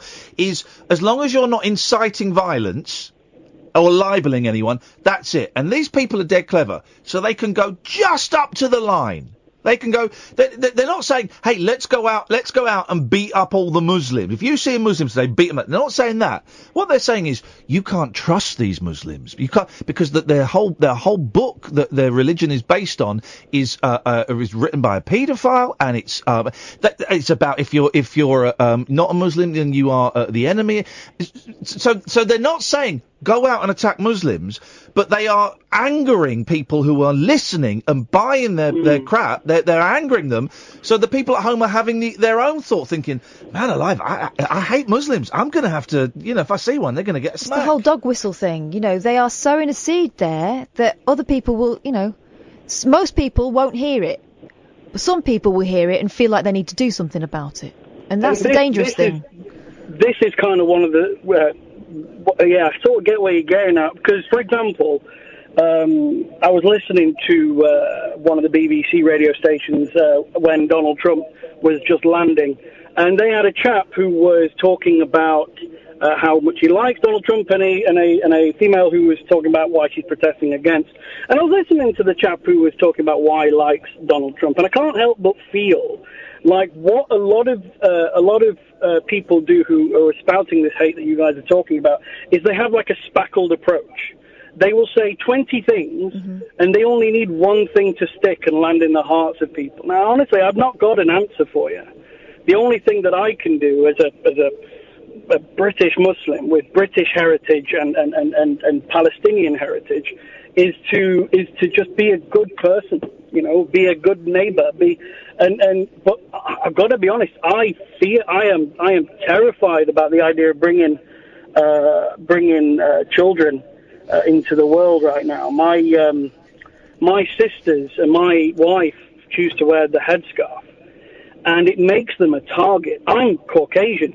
I walk down the street, you don't think I'm different from Sam Smith. I am just, I'm a white man. But because of my sisters, because of my wife's religion is so apparent, they come home and sometimes in tears, and it's really... Yeah, okay. It's really difficult to sort of, like... You can't do anything about it other than control the circles around you, if you know what I mean. I do. Tarek, listen, man, I appreciate your call. Thank you very much indeed. 0344 499 1000 is the phone number. So here's the thing. I saw The Incredibles 2 today. What a great film. It's a great film. It's a really good film, right? I never saw The Incredibles 1. I saw bits of it, but I didn't finish it. And we took my mum. I haven't seen my mum for ages, and the boys haven't seen her for a long time, because life is hard, So we took her to the cinema near where she lives, and it's one of those everyman cinemas where you get sofas, and they bring you food, and they deliver it, and the manager, this is great. Every cinema should do this. The manager comes out before the start of the film and does a little speech. I love that. It's my favourite bit. And so we took my mum, and she's in a wheelchair, and I sat with her, and she got a glass of wine, and don't bother. And the boys were with me, and it was lovely. And we watched The Incredibles 2, and it was funny, man. My favourite character is the one that opens portals into different dimensions, and there was a really trippy bit where the kid is, I won't give you a spoiler, but basically the kid's trying to escape. Really psychedelic. And this woman just opens a portal that goes into another dimension, but opens up behind the portal he's run into. So he's just constantly running through this infinite tunnel of his... It was great. And I said to my mum, "Are you enjoying it?" She goes, "I think I am." I don't really understand it. It's very silly. I said, "Yeah, it's silly," and it's great. But the problem I had with it was the main. No spoilers. The main thrust of the story was the mum goes out to be a superhero and the dad stays at home, right? And the gag is dads can't look after kids and dads can't be house husbands because they really screw things up and the kids don't eat properly and the babies go naughty and that's the joke. That's the joke, and I was watching it thinking, okay, I get it's a gag. I'm not going to make too big a deal of it, but I am going to mention it on my national radio show tonight. That gag, that old trope. And it really is old-fashioned now. Yeah, it feels a little bit, Dad can't do it because Dad is strong and he's a bit silly and he can't look after the baby. Do you know what else? That old joke Yeah. doesn't help actual families No. because it gives some kind of credence to this idea that, you know, when the woman's got the kids, she's being mum. Yeah. And when the dad's got the kids, he's babysitting. Yeah. You can't babysit your own kids. It did disappoint me. But that to one side, Mhm. it's a great movie. It is a great little movie. Oh, it's very, very funny. How many thumbs up? I'd give it 2 thumbs. But funny enough, we scored it on the way out. And my eldest said, out of 10, what would you give it? And I went, I'd give it 7.5. Oh. He'd give it 9.5. And my youngest out of 10 would give it 1,000. So those are the scores, guys. Those are the scores. Make of that what you will. Dion, stay there. We'll come to you in a bit. 0344 499 1000. The late night alternative with Iain Lee and Katherine Boyle on Talk Radio. No rules nocturnal nattering for nightbirds, nurses, and Nosferatu. All right, cool. The Late Night Alternative with Iain Lee on Talk Radio. Hey, Manchester, 28th, Saturday the 28th. Me and Kath are coming. We're live! Live in Manchester tonight for one night only! And rest assured that every penny you give will not be going to charity. Saturday the 28th, there's only 9 tickets left. Man, that's been a hard slog selling those.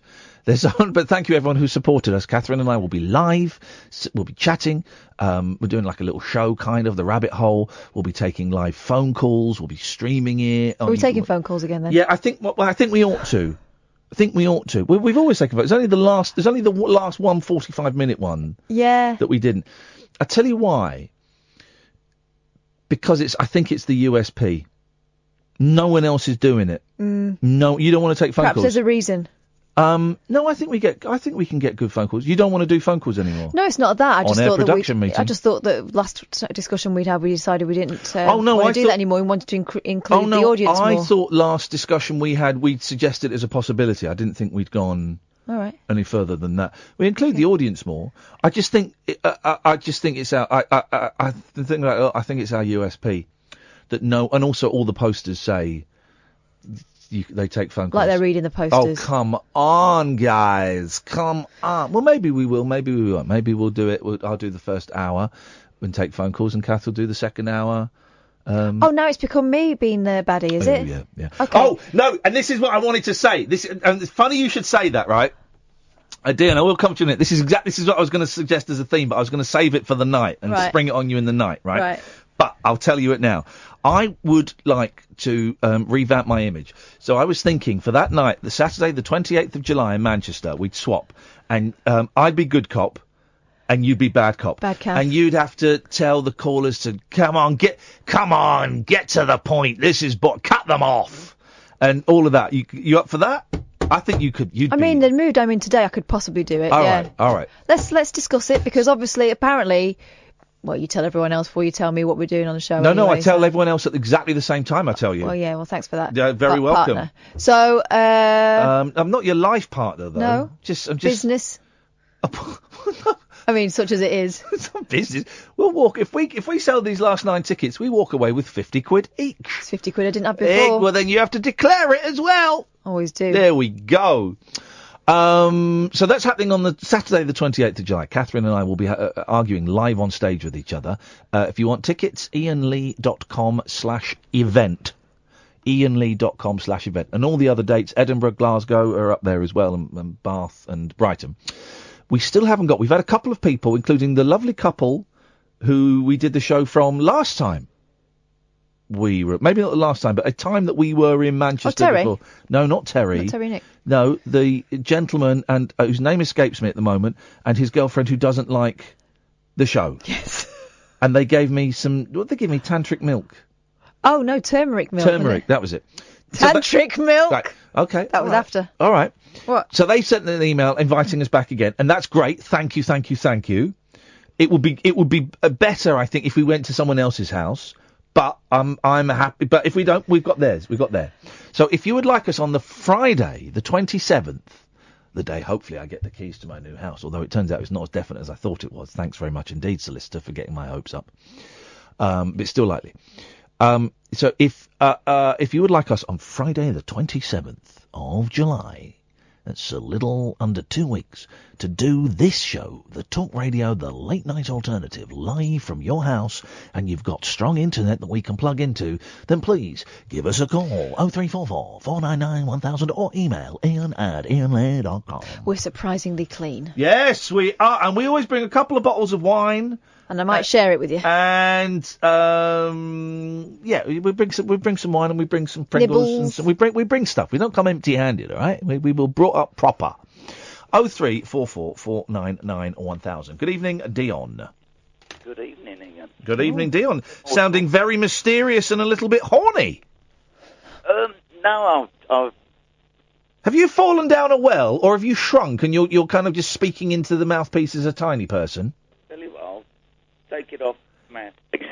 You take it off Is that mouthpiece. better? Yeah, it's off mouthpiece now, which is good. Yeah, that's better then. I don't And like it's, mouthpiece. I'm glad. I was going to ask you how your mum was. But you've already mentioned it. She's all right. Remember, you were neighbours of mine. Yeah, I've not seen her I saw her a couple of weeks ago, and I've not really seen much of her this year because of the divorce is getting me down, and my mental health and all this stuff. And I felt I don't know about all that. It's none of it all about that. It's just I remember your mum and that. You know, Well, she she's lived fine, at the and she loved The Incredibles 2 today. Okay, then that's great. You know, I just remember her, and that's it. Okay, all right, mate. Well, did you make love to her? Are you suggesting you might be my so father? Sad. You're not at the BBC, are you? Sorry? What? Anyway, I was going to talk about something else, but you were talking about music. You can talk in about anything you want. Well, that bloke was arguing about music, but 15 years ago, when I first talked to you on a radio station, you explained the Monkey song, Clarkson. Yeah, it's about Vietnam. It's about a soldier going to Vietnam. No, do you remember that? I don't remember the conversation on air, but I remember the story. It's about a soldier. Yeah, and I actually not put interested it in on the conversation. yesterday, and it was where all the troops went when they... my favourite Beach Boys song is Cotton Fields. When I was a little bitty baby, my mama done rock me in the cradle in them old cotton fields back home. Dum, dum, bum, bum, bum. That's the one. Was a big hit. Was a big hit in Britain. Got to about number 3. Was a flop in the United States. I remember it. Was it late 70s? I was only... No. I was at school. No, it was early 70s, about 71. I was there. I remember it. Must have been my mum and dad listened to it. Must have been. So how's life going for you? Retirement, I'm finding hard. Yeah. Yeah, it's... You know, I don't know what to do. I'm only 59. Shut the front door, man. You sound about 70. Oh, Stop smoking and put the booze down. That's what you got to do. Go to a few AA meetings, straighten yourself out, and go and be a valuable, productive, and contributing member of society. I am. Well, why? How? Look after the neighbourhood. Because of what? I look after the neighbourhood, make sure everyone's okay. Hang on a minute, how do you look after your neighbourhood? Because it's... Are you like Gran Torino? It's the equaliser. Yeah, you go around. No, I'm not. I'm not nothing like that. I just make sure everything's safe. What does that mean? What, you plant bombs? No. Booby traps? No. Sniper rifle? Cheese wire. There was a couple of little Herberts this morning on scooters with no number plates and that. So What did you do? Assassinate them? No, I just had a word with them. Well, hang on. How did you have a word with them? I told them to pee off and don't come round. Good. Go play outside your own house. Here we go, buddy. Yeah, well, that was it, and they haven't been back since. Yes, man. Well done. Let's just hope the police don't check your biffer bins, huh? You know what I mean, Dion? We got a couple of headless corpses in here. These, and their fingerprints have been burnt off. This ain't no random murder. This has been done by a professional. Ian. Yes, Dion. It's no wonder you're successful, because you're as mad as me. Thank you very much. Oh, Jesus, Dion, please. I've cut you off there. That is out of order. How dare you? Didn't want to chat with me. Wanted to chat to me. Yes. Trade assassin. Oliver, stay there because you're going to be the next caller. And don't you go nowhere. This is Talk Radio. A star-crossed soapbox for sailor boys, stable girls, I'm on the edge. and stripper grands. It depends who you're with and it depends on the situation. Late night speech radio with a difference. Thank you. The Late Night Alternative with Ian Lee on Talk Radio. At last, I'm so proud of my boys. At the age of 6 and 8, at last, finally, thank you. They've asked me for Heelys. At last. I have been waiting for this day. Well. Heelys! Good luck trying to find them for your 6-year-old. Really? Yeah. Well, excuse me. I'm going to New York City, the home of the international trainer. I'm going to get them American Heelys that you can't even get over here. I don't think they do that anymore. Oh, no! Do you remember, like, the 90s and the 80s when people used to go to America and get Nikes for, like, nothing? Yeah, people used to go Christmas shopping for a weekend because it was cheaper than buying, you'd still save money. No, and now everything's the same. If something is over here is £200, it's $200 over there. No, it's $200, which is about 170 quid. So it's just bullshit. And the flights are really expensive. But I'm going to get them some Heelys. Okay. Well, they don't do them in small sizes. Well, I'm a celebrity, so I can pretty much get them. I'll get them handmade, bespoke Yeah. Okay. trainers. Where is Sheffield in relation to Manchester? Is it miles away? Yeah. Right. It's Yorkshire. Okay. So Andy says, Ian and Kath, would you consider doing the show from my house in Sheffield on the 27th? No. Unfortunately, I can't offer you rooms for staying over, but I'd love to have you as my kid. We're in Manchester, Andy, so we want somewhere in or near. I'm prepared to drive for about 45 minutes.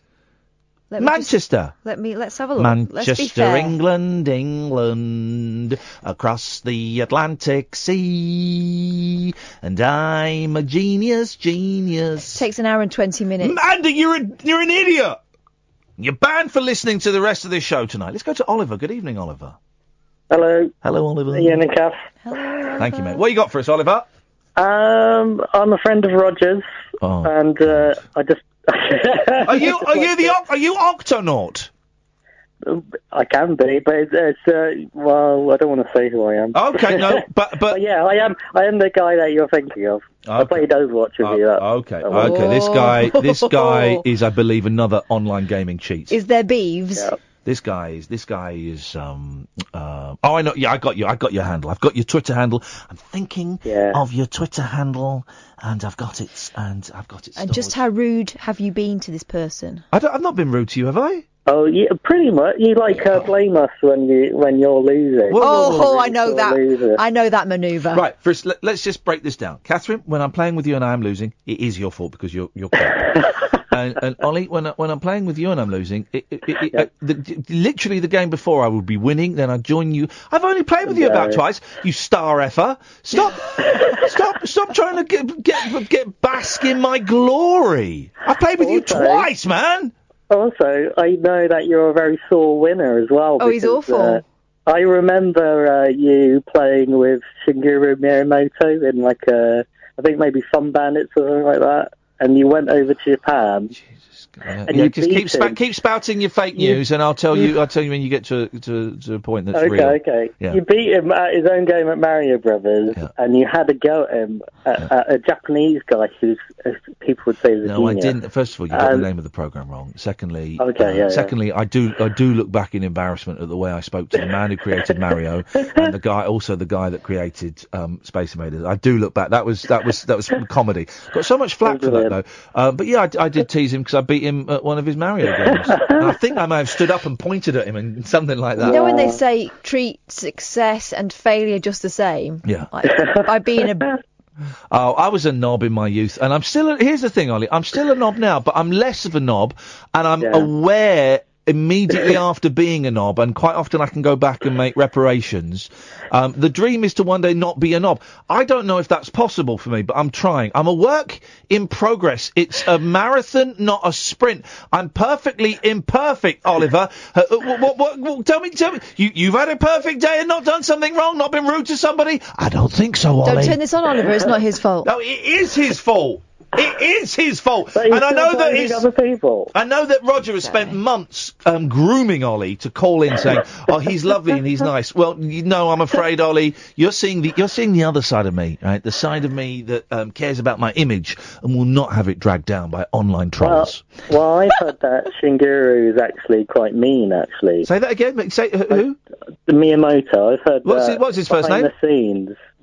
Shigeru? Oh, a bit racist there, mate, but carry on. Oh, no. You mean Shigeru? Shigsy? What? I don't believe that. Shigeru Miyamoto? I've been saying it wrong for 30 years. Yes, man! Yes! And you phoned up to try and destroy me! And you call him Shigeru? Flipping it, man!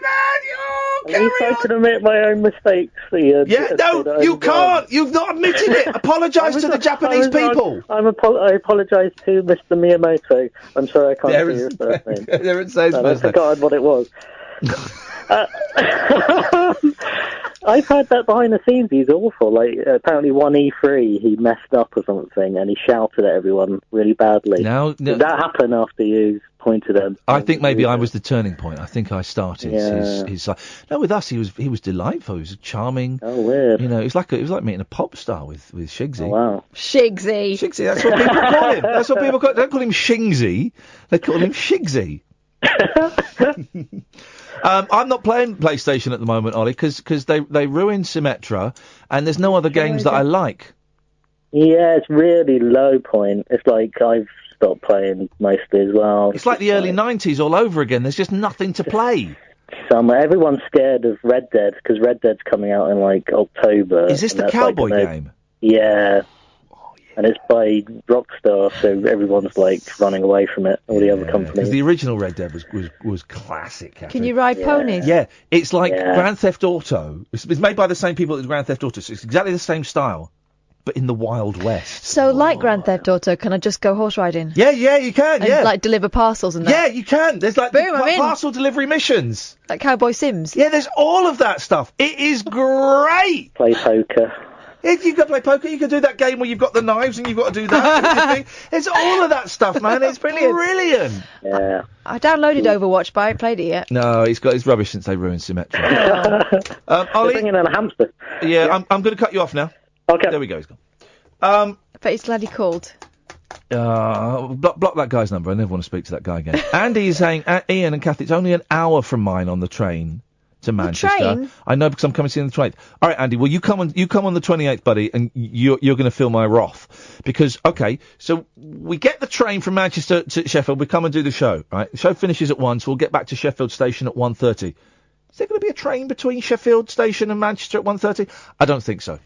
I don't think you've thought this through. Why don't you move house to Manchester and we'll pop in? Thank you, Andy. We look forward to it. 0344 499 1000. Thank you to the person who sent me the Dr. Pimple Popper. Oh my God. Thank you. I can't remember who it was. Someone sent it to me. And so it's this, what's her name? Dr. Lee. Yes. And she's a dermatologist. Is that real medicine? Yes. You can be a doctor for that, is it? It's got an ology. She's a doctor. And I mean, the show is slightly misleading, but so the first thing is this woman's got this massive growth on her shoulder. It's a series. It's only episode 1. If my source can keep me up to date with the rest of the episodes as and when, that would be awesome. First one, what's it called? A lymphoma. A lipoma. A lipoma, which is just a big, massive, fatty build-up that I think they weighed 6 pounds. It was like an extra brain. Then there's a guy who's got a big old cyst about an inch wide on his forehead, and she cuts it open and squeezes it, and she said, "Oh, it looks like mashed potatoes coming out." It's great. But that was, I watched it, I'm still thinking, it's a bit disappointing. Then there's the fella that's got, well, I don't even know what they were called, but he's got like 60 massive spots all over his body. And I was joking, she's got to squeeze them all. She squeezed them all! And some of them, like a little bit of pus came out. Like number 53 was a great one. It was like toothpaste. It was like toothpaste. It was amazing. You know those spots you get where you squeeze them and it kind of comes out in a wiggle. Yeah. It was that. But then what does she, after that, does she then put like TCP on it or something? Because that is going to smart. You want to put some Savlon on that and don't pick it. Yeah, you've got to have a bath in some Dettol or something, haven't you? Oof. It is, and then he was loving it though. He had a mirror. He was watching. He was very flamboyant, this gentleman, and he was over the moon. I can't wait to get some skin-on-skin action after this. Because they were painful apart from anything else, weren't they? And unsightly. Yeah. I can understand. Oh yeah, there's like medical things. And the dark side of this is that there's a lot of people walking around in America who are reliant on going on what are essentially television freak shows because they can't afford to pay for their healthcare. Catherine, you brought me down when we were watching the show with that fact. With that in mind, enjoy your pimple popping. Well, don't worry, I can lighten the mood. Shaggy pony. Thank you very much indeed. Let's go to David. Good evening, David. Good evening, Ian. How are you? Shaggy pony, David. Cheeky monkey. What you got for us? How are we, guys? You alright? We're feeling hot. Feeling good, man. Feeling alive. That's what we like to hear. Alive! I'm bus driver Dave from last week. Do you remember me? I'm gonna... All right, love. Catherine, all right, love. All right, love. Do you not remember? Yes, of course. We were talking about saying thank you to the bus driver. Thank you, driver. Thank you, driver. There. So I'm in Wakefield, guys, which is about 45 minutes from Manchester. You're welcome on mine on the 27th. Here we go. Catherine? 45 minutes is still far, isn't it? Google Map it. Yeah. Google Maps it. Because we had, I don't know if you heard last week, we had a guy called Josh, whose girlfriend hates the show, and we were going to do it from his house, and just, he wasn't going to tell her. He never got back in touch, so he bottled it. It says here, 1 hour, 4 minutes. 1 hour, no, it depends how you drive, Catherine. Well, very carefully within the speed limit. Because I may have just got another 3 points. Also, it's the wrong side at Pennines. Yeah, okay, I just thought I'd offer. Well, hang on a minute. There's offering, and then there's lying about how far it is. Well, I can do that trip in about 45 minutes. All right, I'd hate to be on your bus. No, small car. What way do you go? Via Brighouse and Huddersfield and Rochdale? No, it'd be straight to M62, straight road. Yeah, it says here, 1 hour, 4 minutes on the M62. Really? I think you're sorry, guys. I think you're naughty. I've disappointed myself and everybody else. I'm sorry. Everybody down, David. So far, there isn't going to be a show on Friday the 26th because of you and this Andy in Sheffield guy. I've got a housemate that I'm not even going to tell that you were coming. Well, we're not coming, so don't tell him. That was a good job. You'll be lying if you say we're coming, because we're not. Can I just make an appeal to my fellow Mancunians? So far, it's the Yorkshire folk who are trying to nab us. You know. Yeah, it's because we're the nicest. Turns out we've been wrong all this time. Can I say? David, thanks for offering. Thanks for nothing, David. What is this? I hope someone does a wee at the back of his bus. I once nearly had to urinate on an underground train because I thought I was going to die. You know when you've got so much, you need to wee so much. You get the pain, you loosen the belt, and that takes the pressure off a bit. But then you get the sweats, and it's almost like you can feel it rising up. And I nearly had to do a pee on an underground train once. But then I was about to do it. I remember I was coming back from when I was at college. I was coming back from home to college, and I had like a bag and some. I remember I had some. What do they call the clothes? The hangers. They had some hangers. and I was stood up and I was about to go in the corner. Then the train stopped and some people got on. I thought, damn you people. Damn you to hell. CJ says, why don't you get him to nick a bus and then do the show on the back of a double-decker bus because they've got Wi-Fi? Good idea, CJ. Can I ask you a question? Why don't you text in your accurate age to astrologers on Howard Hughes shows instead of saying you're 70 years old? I was listening, mate. We were listening on the way home from Paul Simon. We've got a text from CJ. As Roger Moore was hosting it. We've got a text from CJ who says his date of birth is 1948. Come on, man. Come on, man. You can't. I texted him my date of birth and they didn't read it out. No, they didn't believe it was you. They thought it was someone's Here's the thing, though. If I was that psychic, it would be... Right, okay, so, I can tell from you, see, 9th of the 9th, 63. Well, yeah, that makes you a Gemini. And I can tell you're a great thinker. You're a really courageous person and very, very loving. Everyone around you attractive, if I might say. Very, very loving and very creative. And I think that you're going through something at the moment that's been going through for a 7-year cycle, but you're coming to the end of that. But you're really going to see the benefits of your hard work in 2 years' time. And that's when things are going to change for you, both professionally and emotionally. And I hope that gives you... That's what he's doing for an hour. I can flip do that. In fact, I'll do that for the next hour if you want. Flattery and the suggestion that life was going to get better. 0344 499 1000. That's the telephone number if you want to give us a call. You're very, very welcome. Another hour of this nonsense. Who's on tonight at 1? Paul Ross. Is he back? Yeah, finally.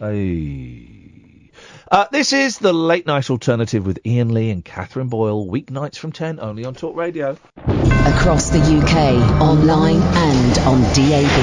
He has made a covenant with the night, and with the darkness he is in agreement. Uncut after-hours conversation for the up-all-night generation. The Late Night Alternative with Iain Lee on Talk Radio. We'll get you talking. Can I just say to anyone who is going through a divorce, man alive, you have my sympathy. It's tough, isn't it? It's a word that is bandied around and you know, such and such got divorced, quickie divorced. They got divorced. So, oh, gee, they got divorced. And you just think, it's just a thing. And everyone says, a lot of people say, divorce is so easy these days. And it's too easy. It really is the most stressful, unpleasant thing. It's horrendous, isn't it? Man alive. I was at my wit's end this weekend. No idea when it's going through. My solicitors just charged me another 250 quid on top of the £1,800 I've paid them already. And they haven't done anything yet. Literally haven't done anything. And just the arguments and, oh man, my kids have been great through it. Oh, God, I've been living in this flat for nearly 2 years. Jeez. I'll post a picture of the room it's not a flat, it's a room. I'll post a picture of the room later on. So you can say, and, you know, people live in worse circumstances than that. I get it. 2 years I've been going absolutely nuts. And it's just so stressful and so tense. And you don't know what it's like until you're going through it. And so if you are going through it, man, or woman, you got my sympathy, guys, because it's a tough old thing. 0344 499 1000. What have we talked about? Twitter. We've talked about why is the world so mean. We've talked about pimples. Vince Vaughn. Oh, Elon Musk, man. Elon Musk. You know, thank you, Catherine. You know, he sent a silly little rocket, an underwater rocket, submarine, is it, to help the Thai boys, right? And trapped in the cave, and it was obviously never going to work. And there was a great clip of one of the British rescuers saying, he turned up, this thing was never going to work. He was obviously doing it for publicity.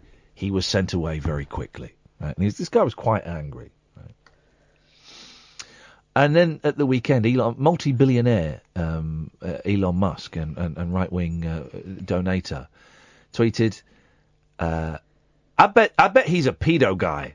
Called him a pedo guy, I think was the term. Well, he slung the term out like it was just a slight, you know. And then someone went, "You really calling him a pedo, this guy?" And he doubled down on it. Yeah. I bet you a signed dollar he is. Why else was he in Thailand? Now, Limmy pointed out, right, that there are three possible outcomes to this, right? One, the guy is a pedo. And somehow Elon Musk knows something that nobody... I'm not for a second suggesting he is. I'm just saying these are three possible options, right? Elon Musk has got it right, either by pure luck or he knows something we don't know, right? In which case the guy can't do anything. 2, the guy sues the ass off of him.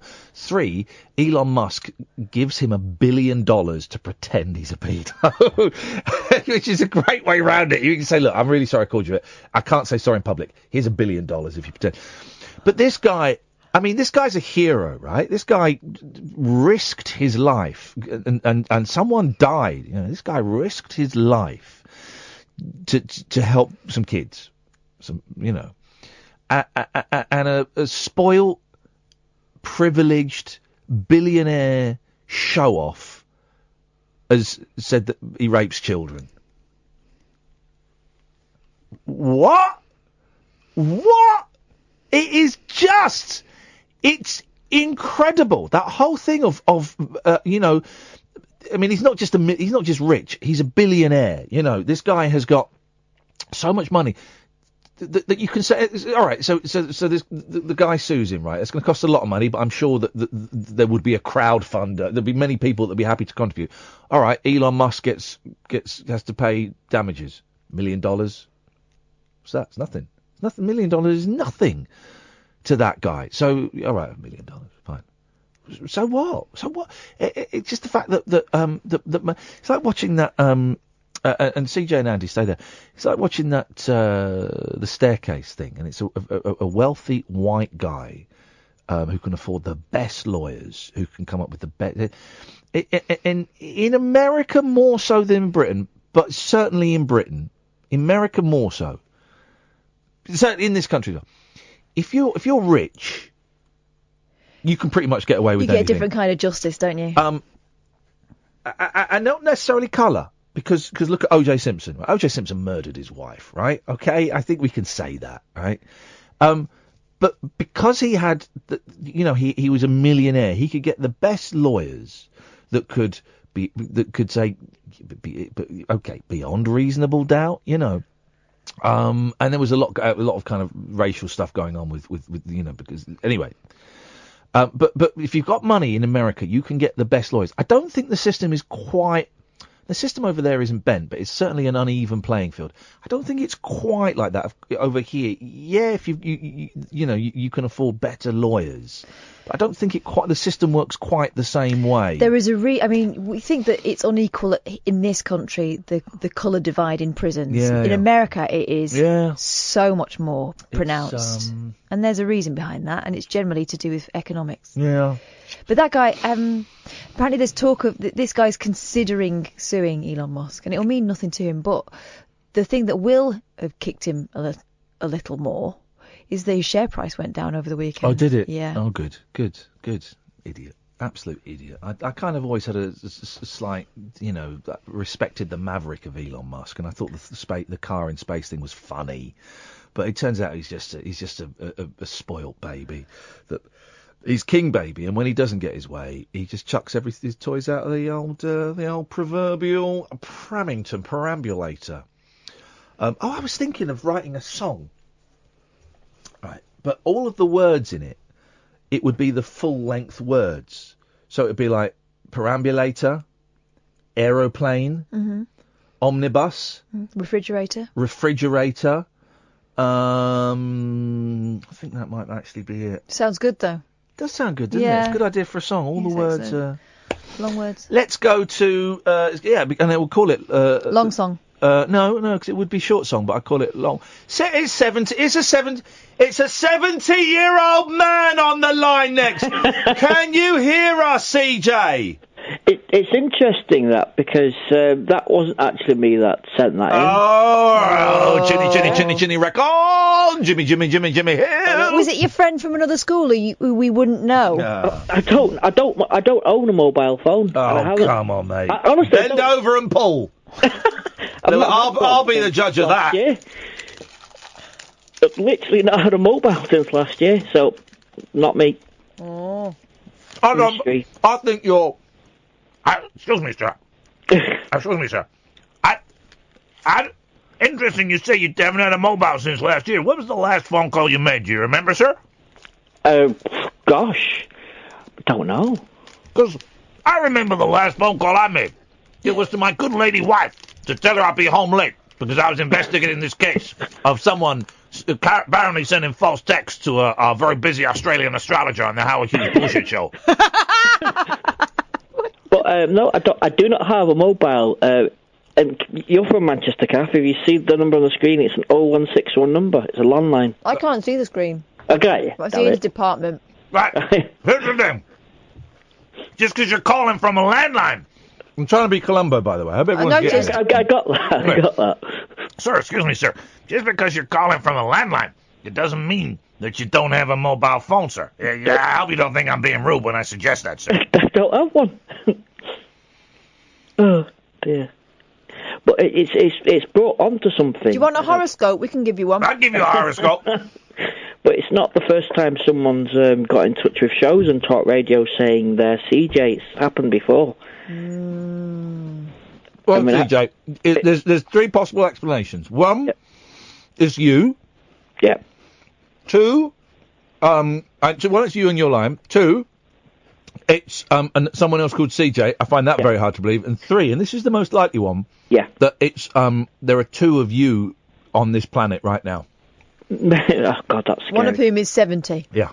But the last time someone said they were me, and they were emailing you in one of your shows a while ago, saying, "How dare you say my name on this show? How dare you do that?"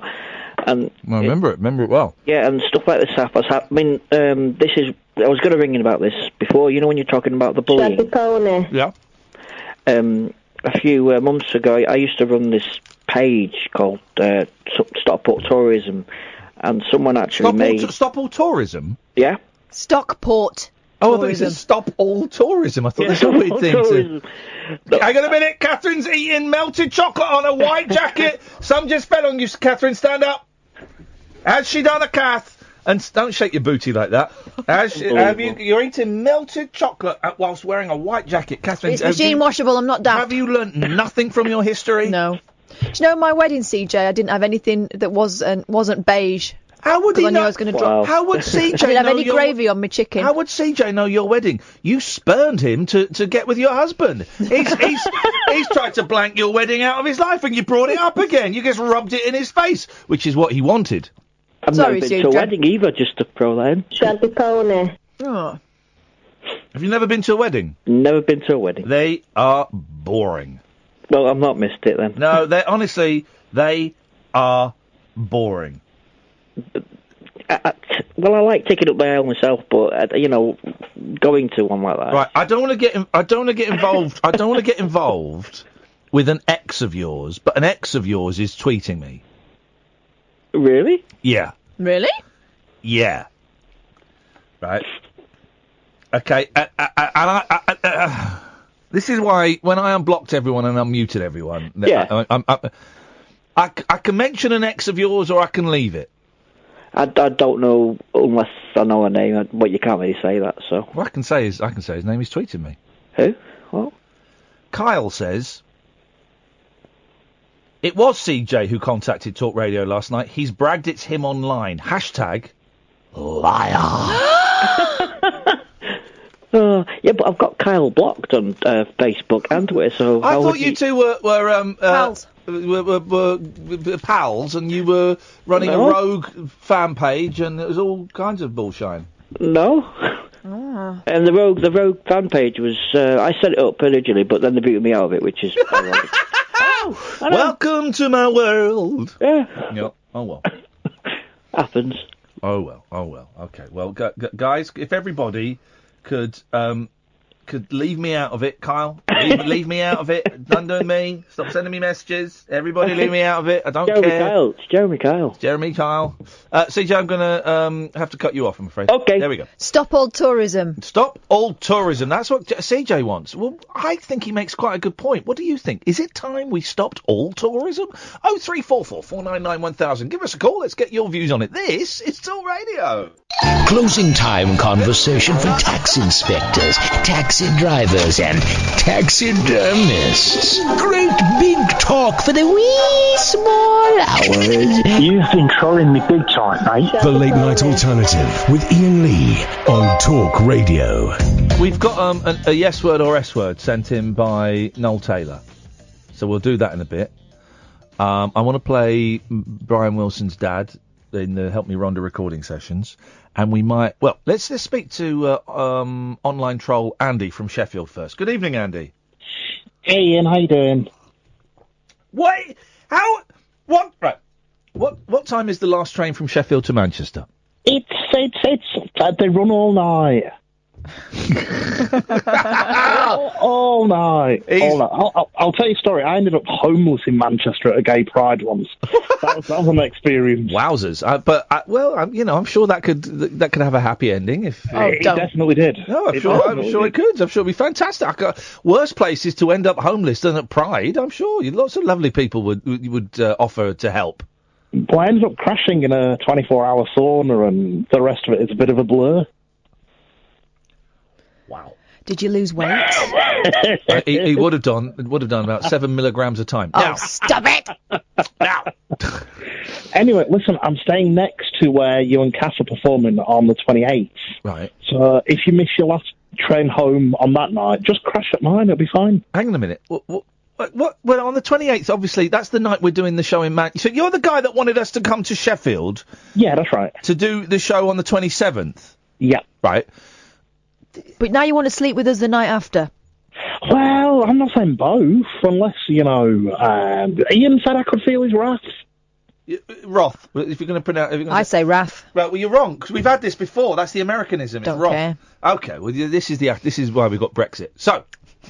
because people don't care. So it goes back to a call from earlier on from Tarek about people not caring. You're so right it all there, ties you're in. right. Yeah. So here's the thing, right? Obviously, we're planning to stay in Manchester. If we're doing a show that finishes about 10, we're going to stay in Manchester, yeah? Yeah. So obviously, we found somewhere to stay in Manchester on that night. Yeah, but, Shaggy pony. Sorry? Oh, I love a good shaggy pony. Shaggy pony. Oh, thank you. Plans change. Well, no plans. The plan where we have booked a hotel do not change. There's much that ends up with us sleeping with a fan unless we are drugged. So can I come round to yours instead then? Oh, for God's sakes, go away. How do I cut him off? Right, he's gone. I've cut him off. No, he's still there. Right, he's gone now. Oh, my. Outrageous. Still, I mean, if you've got nothing else to do. Let's play a bit of this Murry Wilson. So Murry Wilson, dad of the Beach Boys, pushed them hard. When they were on their first tours, when they were, when they'd had hits, he would go on tour with them, and if they swore, they would get fined. Certainly not allowed to bring girls back to the hotel. And he used to produced the first couple of records, and on it went. Until eventually it was obvious that Brian Wilson had something special going for him, and they sacked Murry Wilson. And it was humiliating for him. He was absolutely devastated. Well, because he was used to being able to throw his weight about, Oh, God, yeah. He was the dad. I'm going to play this. There might be a couple of swears in it, so I'll have to hover. We'll see how much we can get. So this is the recording sessions for Help Me Rhonda, one of the biggest hits they had, right? So this is them at their peak, their hit peaks. They've had a lot of singles. Murry Wilson comes in drunk with his wife, Audrey, Brian, Dennis and Carl's mum. Remember, Murray loves Carl, hates Dennis, and is jealous of Brian, all right? And you'll also hear Mike Love, their cousin, and Al Jardine, their friend, who's singing the song. And I think you'll hear the engineer, Chuck Brents. It's a long time since I've heard this. I can't quite remember who's there. So let's just have a listen. This is incredible. I come in late at night, and in the morning I just lay in bed. Rhonda, you look so fine, and I know... Hey, you missed the sinkhole pretty bad. That's Brian. Turn that down a little bit. That's Brian. Tell me, Rhonda, yeah. Brian. That's You're the coming dad. in shrill. We're missing all of those. Help me run on Mike. We missed it all. That's Murray. Okay? You're doing great, Al. Loosen up a little. Brian, you got a wonderful tune here. I'm sorry to yell. Al, loosen up a little more. Say sexy Rhonda more. Rhonda more soft and sexy. Brian, have the guys loosen up. You got a beautiful tune here. Loosen up. You're so tight, fella, I can't believe it. I put you overdub on now. Let it go. Those aren't the words. No, listen, syncopate a little. That's Murray. What are the words? I don't know. Sing it. Since you put me down, I've been out doing it in my head. Show him how to do it just one step. Let me and he'll sing do it. Let me sing it. Sing it. Since you put me down. No. Since you put me down, go on that kick. Since you put me down. No. Since you put me down. No, you're since you put me down, baby, Don't sing with it. Let him sing it once. You want me to leave, Brian? No, I just wanted you to let him sing it. Mother and I can leave now. Here we go. Duplicate it like last time, huh? When you sing Rhonda, make it sexy and soft. Rhonda, you look so fine. Okay? Rhonda, you look so fine. Look so and fine. I know it wouldn't take much time for you to help me, Rhonda. Help me get her out of my heart. Help me, Rhonda. Bang, syncopated. Brian, your voice is shrilling through everybody. Carl, we can't hear Carl. We can hear Dennis, but we can't hear Mike. We can't hear Mike, and we can hardly hear Al. Okay, now wait a second. Me? Can we hear a chord? Just a chord like we used to. When you used to sing clear records, okay? Let's go. Brian, I'm a genius too. Let's go. 1, 2, 3. She was gonna be my wife and I was gonna be her man. But she let another guy. Brian, fellas, I have 3,000 words to say. Quit screaming and start singing from your hearts, huh? You're doing fine now. Watch your oohs. Come in on the low notes, Mike. Carl, ooh, you're Come on. Dennis, you're flatting. Okay, Mike, you're flatting on your high notes. Let's go. Let's roll. So you're big stars. Let's fight, huh? Let's fight for success. Okay, let's go. Okay, fellas, you got any guts? Let's hear it. That only 82 words. I said 3,000. Come on, Brian, knock it off. You guys think you're good? Let's go. Let's go. What's the matter? You made too much money, buddy? Go ahead now. Say what you want to say. All we needed was Al to loosen up. Dennis was flatting. Mike was flatting on his high notes. Yeah. We need help. Who needs we help? need the honest projection that we used to have. You want to have like When you the guys get 409 too much, right? when you On guys Heavy get too Rhonda? much money, you start thinking you're going to make everything a hit. Okay. Now listen, let me tell you something. Yes. When you guys get so big that you can't sing from your hearts, you're going downhill. Downhill. Downhill. Soil was too loud, but we wanted to make him sing with confidence. He needs it. That doesn't make him sing with he can't hear you turn the knob. Well, I've protected you for 22 years, but I can't go on if you're not going to listen to an intelligent man. Against many people that try to hurt you. Are you going now? No. This is awfully unfair for you to... Are you going or staying? I don't know. It's going to what you want. If you want to fight for success, I'll go all out. No, I don't. We don't do that. You think you got it made? No, we don't. Son? We would like to record under an atmosphere of calmness, and you're not presenting your that. mother loves you. Look, we like to relax. First of all, you should never have all these people here. Second of all, they're not saying anything. You're the one that's talking. You forget to sing from your hearts. I try to give you tips, and you think because you've had a few hits, you got it made. And son, remember this: you always have to fight for success because it comes from your heart. Success never comes from a phony singing for money. You have to sing from your heart. Go tell Johnny Rivers that. I don't care who you tell. Dale, Capitol Records, anybody. You sing from your heart because you can't compete with the brains that are trying to hurt you. Please remember that you can only I'm sorry. I can't talk anymore. You can only fight from the bottom of your hearts. When you forget to sing from your heart, you do it, but the other guys are coasting. Why don't you go till dinner, Sal? Or who's not singing? For it. Who's not the singing? guys are coasting. Chuck and I used to make one hit after another in 30 minutes. You guys take 5 hours to do it. Times are changing. You know why? Because you guys think you have an image. Times are changing. Don't ever forget. Times are changing. Isn't that amazing? Oh, how awful. That's the edit. There's a 40-minute version of that. And he says, me and Chuck, the producer, we used to make hits in 30 minutes. You take 5 hours. And when he's going, give us a chord. And they do that amazing chord. You know, the vocals are incredible. You're flatting, Mike, you're flatting. Dennis, you're flatting. Carl, I can't hear you. Yeah, you notice he didn't criticise Carl. And it's there's just so much in there.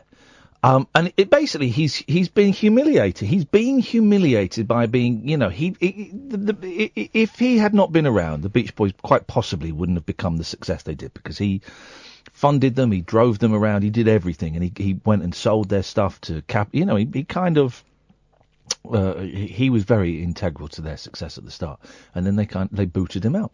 So he was humiliated, you know, and it broke him. But isn't that just incredible hearing the put downs, and kind of one of the first times that Brian Wilson was able to stand up to him and say, we want to record in an atmosphere of calmness, and you're not being calm. Oh, it's incredible. If you're interested, the 40-minute thing, just type in Murry Wilson, Help Me Rhonda. It's on YouTube.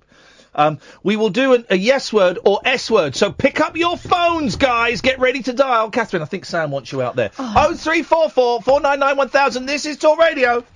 Neon lit night talk for torch singers, trolley dollies, and train wrecks like me.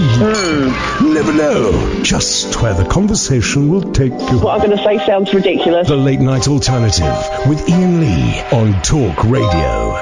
Right, 0344 499 1000. We'll take calls straight to air for the next 3 minutes. It's a feature that we do from time to time called Yes Word or S Word. The S word, of course, is SH1T. I'm going to play a song, and you phone up while the song is playing, and you just say yes word or S word. You can say a little bit more if you want. Kind of give us your reasons. Please don't actually say the S word. We haven't done this feature for about a month because so many people were calling in and actually saying the S word. Don't say the S word, because it just creates a whole...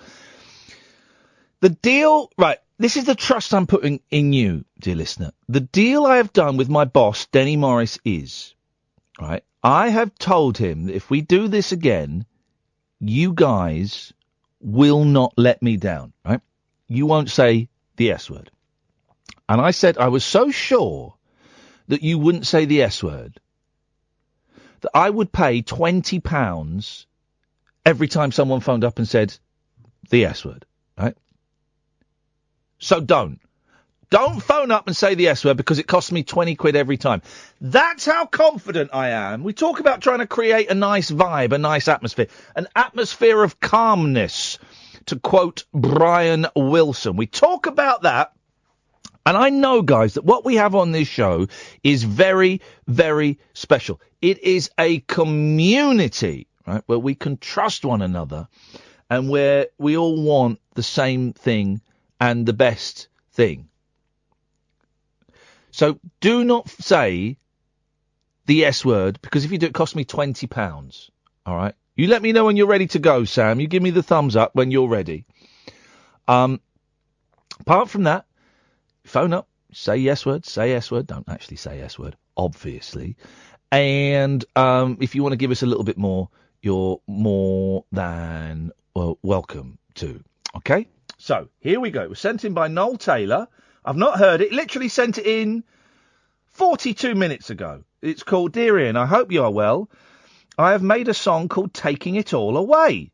Well, let's have a little listen. Here we go. Yes word or S word? 0344 499 1000. Call straight to air.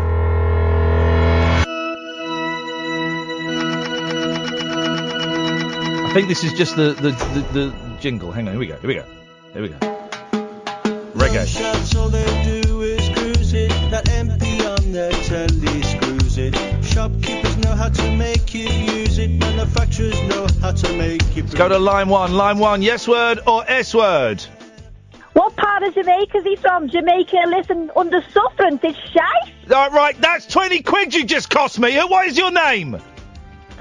My name's you owe him 20 quid. Right, that's 20 quid. Please don't say the S word. Got to pay my boss 20 quid. Let's go to line two. Line two, yes word or S word?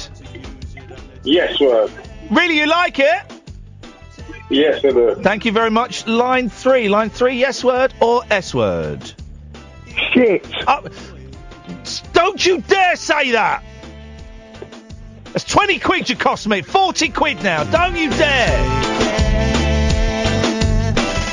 Let's go to line four. Line four, yes word or S word? Say in English that this is una gran mierda. A bigger shit. Right, can you just everyone stop that, please? 60 quid.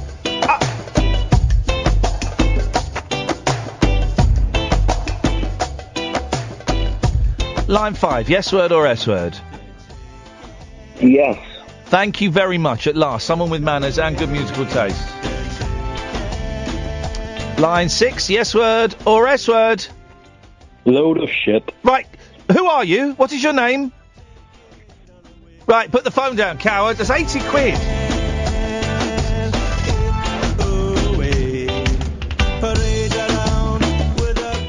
Line seven, yes word or S word? Yes word. Thanks for not swearing, man. Appreciate it. Let's try line seven. Seven, yes word or S word? S word. Thank you. Line eight, yes word or S word? I like it. I think it's groovy. Do you? And not shit. Oh, that counts as a swear! Flipping heck! I'm down a ton now. Stupid bloody... I can't even tally up the thing. The only figures I can tally up is I owe 100 quid to Denny Morris. Flipping I really had to beg him to let him do it again. Did you hear that? The absolute scumbags. Terrible. 5 people phoned up and said the S word. 5 people. We're building a community here. Wow. It's a community that I want gated. And I'm leaving it. Well, maybe it was shit. What? Sorry. Go play a thing. Christ. Whispering lunar incantations for cross-parents, cross-dressers. Did you know this about me? And cross-rail workers. Steel and polycarbonate. The Late Night Alternative with Iain Lee. I've got a very poor internet connection. On Talk Radio. The worst thing about this sex scandal minister is that he got these 2 young women to call him daddy. That I don't get. No. That I don't. I get a lot of things. I can even if I'm not into a lot of things, I can understand a lot of things. But the whole daddy thing. I used to know a couple, and a gay couple, just happens to be, and yeah, the junior member used to call the senior member daddy. I think it might be. They were trying to say in the article about that particular thing with the minister that it was a dom sub thing, you know. It probably is, but that does still, imply. I could never. Don't bring my dad into it. For God's That sake. does imply that you're fantasising about having sex with, at the very best, a stepdaughter. At the very best. But one young enough to call you daddy. At worst, it's your little girl. But it's an old-fashioned thing, isn't it? There's a Marilyn Monroe song called "My Heart Belongs to Daddy," and she's not singing about daddy; she's singing about a lover. But she's singing about a sugar daddy. A sugar daddy. Oh, I don't know. But I still think the daddy thing is. I mean, to me, it's odd. It's a horny hornet's nest. A horny nest. I don't really read the story. Only the bits you read out to me as we were driving to Paul Simon. But I mean, no one comes out of it particularly well. No one, and those young ladies, I mean, they took 700 quid, didn't they? To do some, pictures. I mean, before they went, oh no, this is a bit rude. We're outraged by this. I wonder if we can get any more money anywhere else. Let's go to Noel. Noel Taylor. We just heard your song. Yeah, you're right, Ian. You've cost me 100 quid, mate. Sorry, do you want me to pay it, yeah? No, because you actually will. I'll No, cover no. it. No, I'll cover it. But it's. I think we may have to ditch that feature. I think that feature's dead and buried. Thanks for playing Taking It All Away by Leon Rolyat. I enjoyed it. I love that. I didn't really get to hear a lot of the lyrics because I was fuming, but I love that you've got that reggae backbeat down a treat, man. Yeah, I've got a professional producer. Right, yeah, it's good. So what's the plan? Matt Waddle. What's the Glenn Waddle? Matt Waddle. Matt Waddle. Matt Waddle. Matt Waddle. Matt Waddle. Okay, and what's the plan with it? No, what are you hoping to do? Glastonbury? No, I'm just you can download it and that's all. Okay. But go on, boy. Your song Miley doing it styly. It's the best song I've ever heard in my life. Yes, man. This guy knows his stuff. Who's your producer? DJ Dan Carrasco. Although he is yet. Here we go. Here's the thing. He has refused to hand over the tapes of my infamous Despacito session. Right. That was completed in November, right? My Despacito session. That was a long session. That took 15 minutes, right? And he has refused because I recorded it before the Jungle, right? And then I did the Jungle, and I kept saying, he was going to give me the tapes before I went in the Jungle. And then I said, I'm going away for a month. He said, no worries, man. I'll send it over when you get back, right? Yeah. And then he saw me in the Jungle, and he thought, bit of the old money here. So he says he'll give me the Despacito sessions back. The master tapes. For £20,000. What? 20,000. It's Phil Spector and the John Lennon rock and roll sessions all over again. £20,000 he wants, Noel. So I told him he can shove. I have got the money, and I'm not going to hand it over to a crook. So I told him he can shove Despacito up his inner. You know what Despacito means? Go on. Slowly. Yeah. So he can do it slowly. Yeah, and then fastly, and then hardly. So here's the thing, and I will say this on air. DJ Dan Carrasco is a crook, a thief, and an absolute scumbag. And I will not pay that 20,000.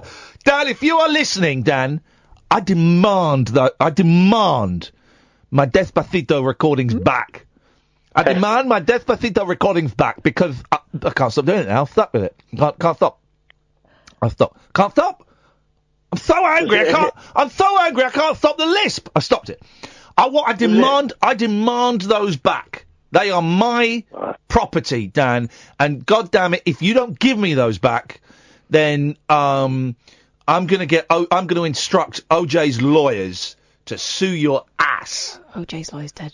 Sorry? OJ's lawyer's dead. OJ's lawyer has been murdered? No. By OJ? No. He's done it again? Oh. OJ's done too? No.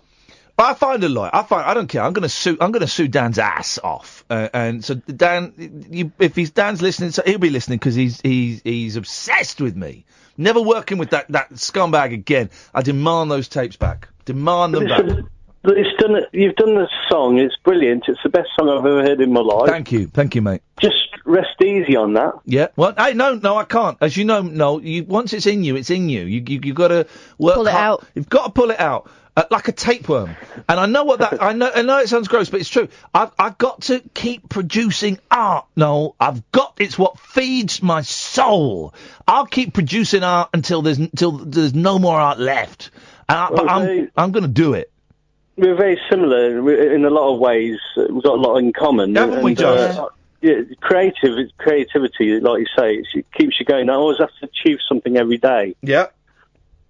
Was it a hit, by the way? Yeah, it got to number 42 in the iTunes dance chart. Brilliant. Thank you, Noel. So I just thought Paul McCartney tickets go on sale today. So let's have a little look. The O2 December? Sunday. Here we go. December. Let's have a look at the tickets. Let's buy some tickets. Yes, let's have a look at the tickets for Paul McCartney. Hang on a minute. We'll have a little look in here. Right. Sold out. What? Sold out. What now? Paul McCartney's sold out. How? Jesus. Wait, here's the thing.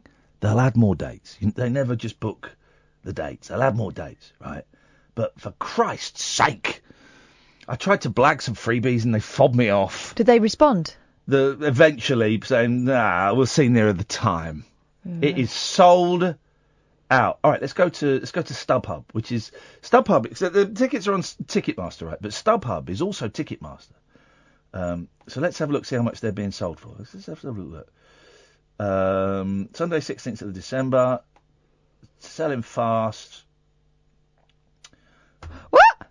466 quid a ticket. What you mean, Macca Man of the People is selling them? Wow. Well, no, these are charlatans that are selling them. See, right at the back at the top, 210 quid. Get stuffed. Get stuffed, guys. There's one hooky website I know that let's have a little look. Let's have a look at this little hooky website that I know. I really want to see Paul McCartney. You all right? You all right?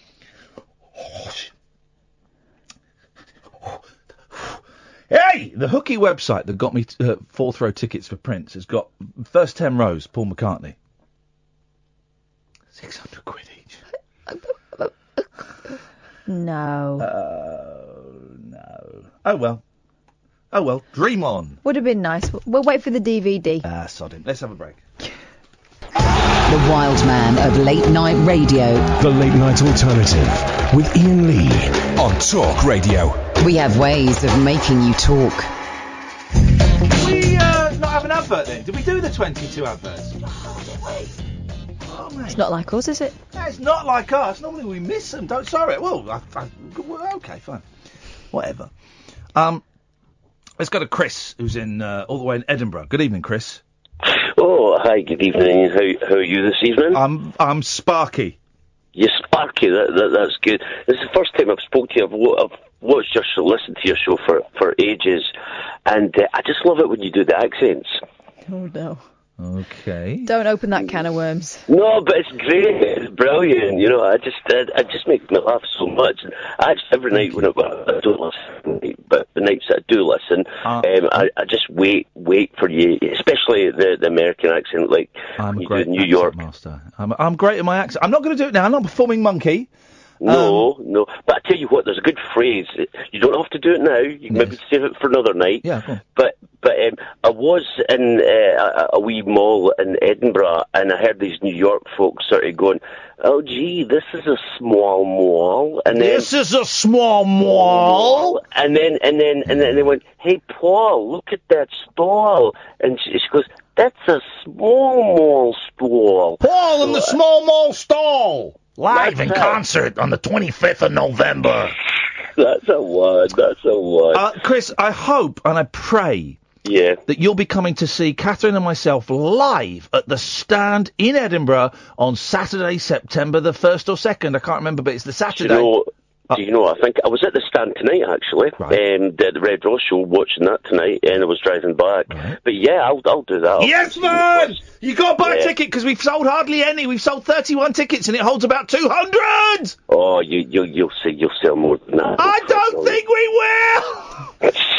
Well, everyone begged us to come to Scotland just so they could laugh at us. There'll be a big queue outside, just pointing and laughing as we walk into an empty arena. Oh, I'm sure you'll be fine. You'll be fine. I'm sure we'll be all right. Yeah, Hey, Chris, nice to talk to you, man. Thanks for the call. Okay, thank you. Small mall, Paul. It's a small Paul. Paul. Look at the small mall. Paulie, it's a smally, stally, Paulie, Molly. Hello, Damien. Hello? Hello, Damien. Yes. Isn't it? Yeah. Word Hi. up. What you got for us, Damien? Well, I just wanted some advice. You come to the right place. Don't buy that car for £1,000. That's why I phoned this place. Okay. Right. So what it is, I've got a quiche Lorraine in the fridge. Is it a quiche Lorraine, you say? A quiche Lorraine. It's like a I think it's like a cheese and ham. Is it like a quiche Lorraine? Yeah, that's the Giving one. it the French pronunciation. Don't mock him. You don't pronounce Lorraine. That's Lorraine. You pronounce the region Lorraine. No. But it's pronounced I would Lorraine. say- You're speaking of a quiche I was Lauren. saying it in the posh. I was saying it in the posh version. You did no such thing. Gosh, can't you tell? He is very posh. Yes, I just can't. Yes. It's a quiche Lorraine. You say it however you want. Yes, Damien. You say it wrong if you want, just so that Kath feels like she's in control of something. Oh, you cow. Oh. Kath, I'm asking you predominantly. Yes. Do I put it in the oven for 30 minutes or do I eat it cold? Why are you asking? either- I'm going to stop. either or, Stop. mate. Why are you asking her predominantly? Because I think Kath's got more of a catch on the Sexist. Lorraine. Sexist. You're sexist, male chauvinistic pig. Can I ask a question? Can I ask an indelicate question?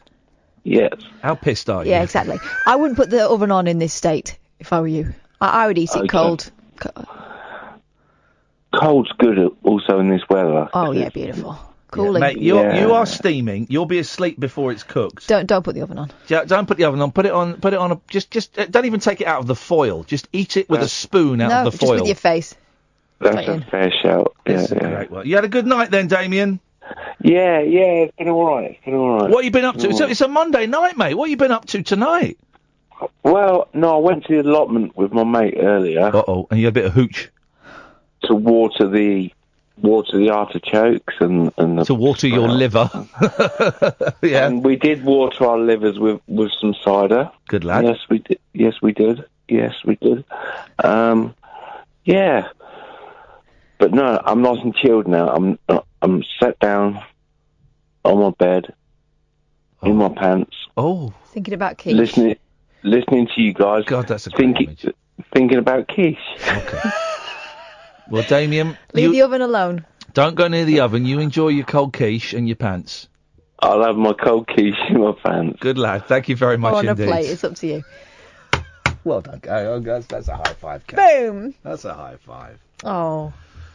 I do like cold quiche. There's nothing wrong with it. I can't be bothered to cook. I'll take it out of the. I'll have it straight from the fridge. We've got a lot of calls in this last hour, haven't we? Here's Paul. Hello, Paul. Hello, mate. You all right? I'm good, thank you, We've Paul. got a call from Paul. It's a call from Paul about the tiny stall in the mall. Listen, it's just that earlier on when what happened with Kath and the scumbags. Yeah. Oh, yeah. Go to Halfords, buy a dash cam. £85 would be the best money she ever spent. It's £50 for a dash cam, and they fit it for 35 quid. You get a little SIM card, and you download an app, and it records absolutely everything I believe that goes on in front of your motor. Kath has bought cheap, which means she's going to buy twice. I won't. I'll probably not use it. But I've bought one for about 25 quid. But reduced from 60. So. Yeah, they're still decent. They still do the job. I just think if I've got it, I won't need it. But I also, on the way home from work, I often see tomfoolery on the roads that I'd like to show people. Yeah. So why not? If you go to Halfords and they fit it for 30 quid, it's on all the time and it's not in your cigarette lighter. They connect it to your battery, so you don't even have to worry about it. Flying blimey, right, well. And also you get discount on your insurance.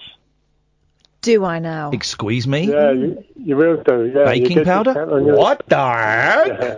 I'm One more thing. Yes, Do you know Paul. Do you know this Elon Musk fella called that bloke a pedo? Oh, isn't it incredible? Yes. Yeah, but his dad has had a child with his stepdaughter. Who has? Elon Musk. Elon Musk's dad married some bird who had a young kid, and he's impregnated the young kid. Paul, such gossip, such rumour, we just don't know if it's true. Let me Google it. Google it. Because I bet Elon Musk's got quite good lawyers. But his dad's lawyers suck. Errol Musk. What's his name? Errol. Here it is in the Telegraph. Oh, God. Well, I mean, Elon Musk's father has baby with stepdaughter he's known since she was 4. What's a little bit Jeff in it? The father of Elon Musk, the billionaire tech entrepreneur, as if there's more than one, says it was God's plan for him to have a baby with his own stepdaughter. Errol Musk, 72, described the 10-month-old baby boy he had with Jana Bezwiedenhout, 30, as exquisite. He married her mother Haida when Jana was 4, but told the Sunday Times he did not consider her to be his stepdaughter because she'd been raised away from the family for long periods of time. I said, don't count then. Well, okay, yeah. You know, one of the most popular pornographies is stepdaughter stuff. If you go on, I'm a man. I've been on Pornhub. I'm going to say, but the stuff that's on the front page, it's all stepdaughter, stepfather stuff. Time for Paul Ross to come in. But it's the biggest thing. And I remember John Ronson kind of making a joke about it's incredible. Yeah. It's incredible, isn't it? What floats the boats. Good evening, Paul Ross. Welcome back. Good evening. Great to see you guys again. You're right. Don't worry about the headphones. You don't need those headphones. How you doing? How was your trip away? A little bit bronze. Look at you. It was lovely. The journey back was the usual first world problem nightmare. First flight cancelled. 24 hours later, flight was 2 hours late back to Southend Airport. No. Got the very last train out of Southend Airport. Got here last night half an hour before the show. Why? What was the problem? There's apparently air traffic controller dispute over France. One of isn't course. there. One isn't there. And Love it. but of course the pilot had phoned ahead and he said I've asked them to hold the train because nobody leaving Southend Airport has not come from Southend Airport. Yeah. Okay, people were very worried, people crying, they got a connection. They wouldn't hold the train. And you think, how can that possibly compute, given that it stops in all these small places, Shenfield, Hockley, we've never heard of, before it gets into London. Hang on a second. You're now going to get the Hockley contingent. Hockley massive, don't mess with them. I do have a story about Shenfield many years ago when my dad was a lorry driver and I helped him out. We used to pick up containers from the Tilbury docks. Yeah. And we drove through and he was looking for Shenfield, this in the 1970s, and he shouted, do you know where Shenfield is, mate? I swear this is true. The guy had a Mac on. From beneath the Mac, he produced a hearing trumpet, and then he gave us perfect directions. It was like something from The Plank, like a Tommy Cooper silent film. Yeah, an old-fashioned hearing. Go left there at the lights, boy. Wow. Second right, over the roundabout, you're in Shenfield. And he was right. Fantastic, isn't it? But no, so it was wonderful, and it was, Italy's fantastic, and they sell the best knives in the world. I'm a bit of a knife collector, and they have lovely knives in Italy. Fantastic, yeah. This has taken a very bizarre... I'm an achmophile, you know that? And achmophobia, A-I-C-H, is fear of knives. Yeah. I'm the reverse, I do love. What do you mean, what kind of knives? Like knives, all kind of knives, and yeah, things? butterfly knives. Not so much Far Eastern ones, I don't quite know how they work, but, all kinds of knives.